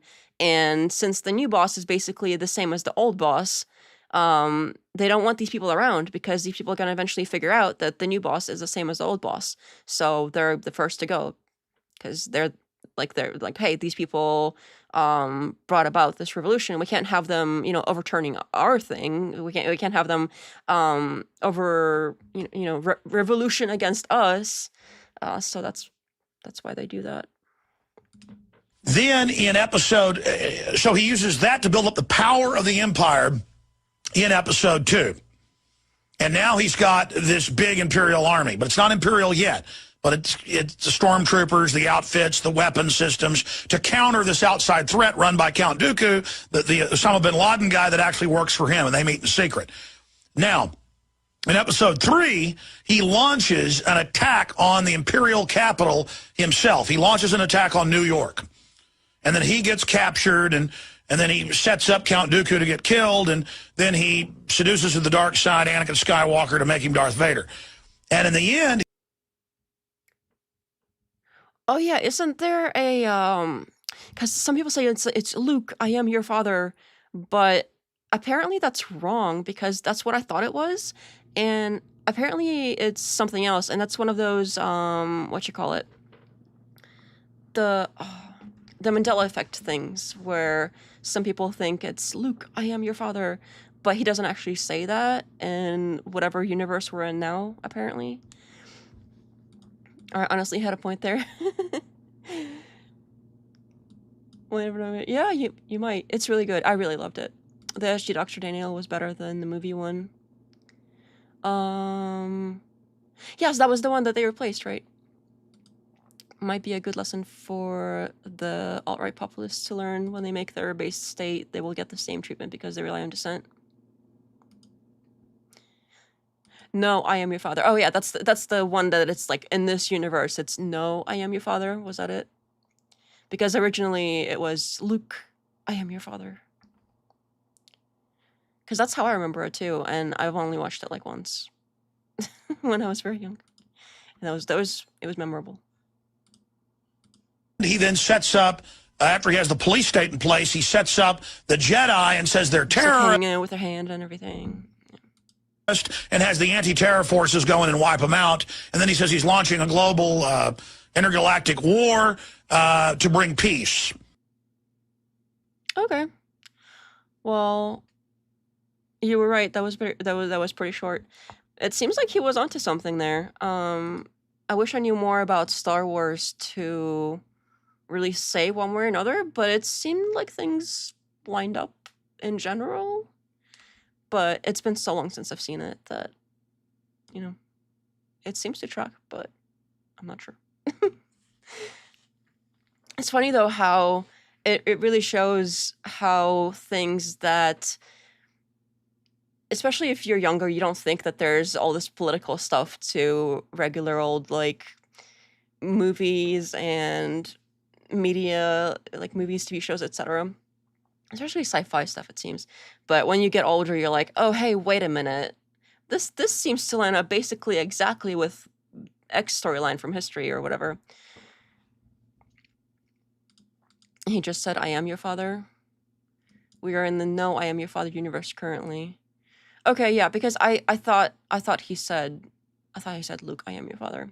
But it makes sense that in this universe it was the I am your father without the Luke part. There was more, but I couldn't find a longer video in time for it to be worth it. I think they got taken down. That's why the quality is so bad. Okay. Well, if there's, you know, I think it would be better if I took some time and watched the Star Wars movies, and then maybe we'll find a better one after I do that. So I'll let you know if I get around to watching them sometime soon, because it seems like it's a very big deal, like a big deal pop culture thing that I really should know more about. And I really do love sci-fi. I love sci-fi so much. Like, I hope you understand how much I love sci-fi. But for some reason, Star Wars specifically never really appealed to me. I don't know why. I don't know what it is about it. Maybe it's more of like an action thing, and I prefer... I mean, all the other ones also had a ton of action, but it was more like adventure storytelling with, like, I don't know, adventure, I guess, more so with really unique, like, especially things like Star Trek specifically. I know everything is like Star something. There's like Star Trek, Star Wars, Stargate, everything is Star X. But especially Star Trek, they had these really unique storylines related to like time travel specifically, which I think is so cool, and other like dimension stuff. And I think that stuff is just so interesting. When it comes to things like, oh well, there's like a war going on, and there's not really much else to it than that, at least from what I've seen. Maybe I was just too young to understand the other like underlying drama portions to it. But it's just very like high-paced action from what I remember, and I need like breaks in between that for other more interesting things than just like, oh look, people like fight each other with lasers or whatever. Again, not hating on Star Wars. I love sci-fi. It's just that particular one I never got into it. But maybe now that I'm an adult, I can go back and look at it with like a different perspective, and maybe I'll see something that I didn't see as a child. So I'll give that a try when I have time, but time is of the essence and precious, and there's very little of it. So no promises anytime soon, but when I do have time, maybe sometime over next time I have vacation time or something. It's like people thinking Sinbad was in a version of Shazam. People think that because Sinbad the Sailor aired before Shazam on TV. I have heard that there was the Shazam thing was a thing. But apparently there is no Shazam. Or something about Shazam was... I have heard that there was a Mandela Effect about that too, but I haven't heard of like that movie or who Sinbad the Sailor is. You keep bringing up all these things that I don't know because I'm not really up to date with pop culture things or names, especially names of things. I really have a tough time with names of things. And it's something I happened to click on Pearl earlier today just to see what Pearl was up to, because sometimes we do that and it's funny. And I had to relate to Pearl, and it was so like, oh my god, am I becoming Pearl? Because she went on this thing about how she doesn't remember names well and stuff, and I'm like, oh no. What if I am Pearl secretly, and I like tomorrow I'm gonna come here and online I'm gonna be like, so you guys, women, they're like so crazy, all of them, every single one, and like men should be like making them obey and shit. Like, can you imagine? And again, not that I necessarily disagree like entirely, but I also don't agree. Like that's crazy. But also, yeah, it's weird. I'm not even gonna go there. It's a whole thing. It's easier to rip off history than to make a purely original story. Word. I just remembered. Best if right, left, up, down. Just sat down and watched Leopold. If you know, you know. Star Wars is very sophisticated. Ripoff of Dune.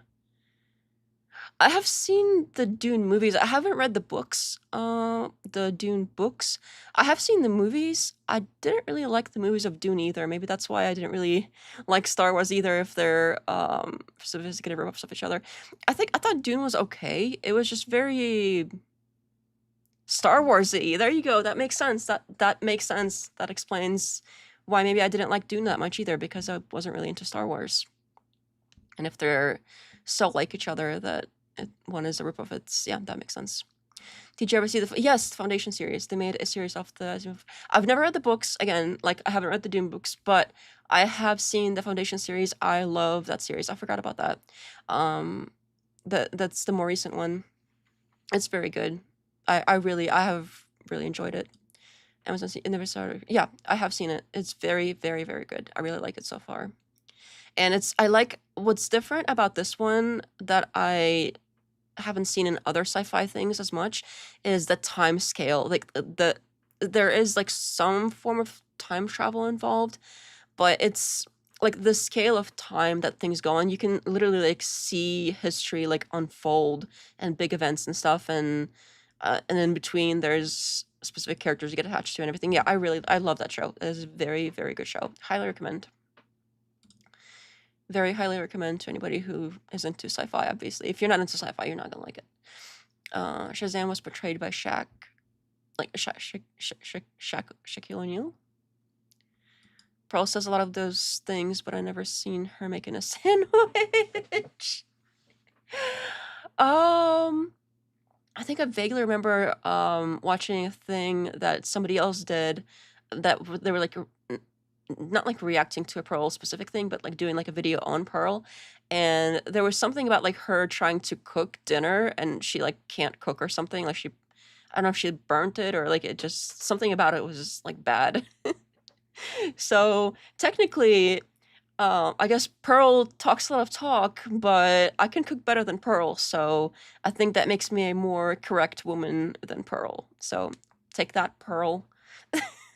Just kidding. But yeah, I actually can cook. Somebody that talks so much crap about women needing to cook all the time seems to not be able to do it. So that tracks. Because I both believe that there's a perennial kind of medieval spirituality that survives into the future. It's very male-coded Star Wars and Dune. Foundation looks... Yeah, I definitely highly recommend Foundation. It's very, very good. Star Wars is a space samurai movie. Lucas robbed from Akira Kurosawa films, but made them sci-fi.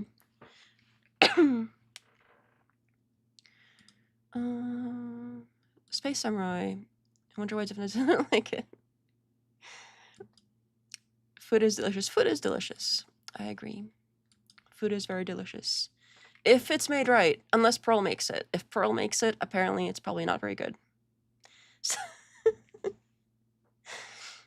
Crazy how these people like Pearl and Andrew, when put to the test, they're far from what they believe Word. All right. It is getting a little bit late, but thanks for hanging out, everybody. Let's try to wrap up. Here. Call it a night. It is a Wednesday night, so we'll probably do another stream sometime this weekend. Like, definitely not tomorrow, but maybe Friday or Saturday for sure.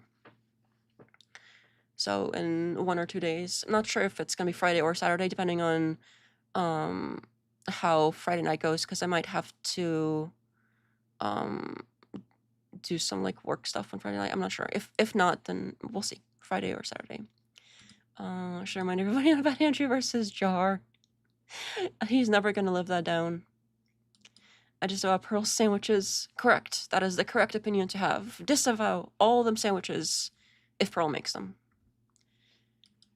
Star Wars is overrated. Oh, thank you. That's kind of how I feel. But also, I can't really judge because I haven't watched all of them. So maybe some of them are really good and I'm just missing out because it's been too long. Later, Professor Hizzle. Thanks for hanging out again. Nice to see you. Nice to see you too, Putin, and everybody else. And following the row, of course. Have a good night. Alrighty. Alright, stream is over. Good night. I shall see you next time. Goodbye.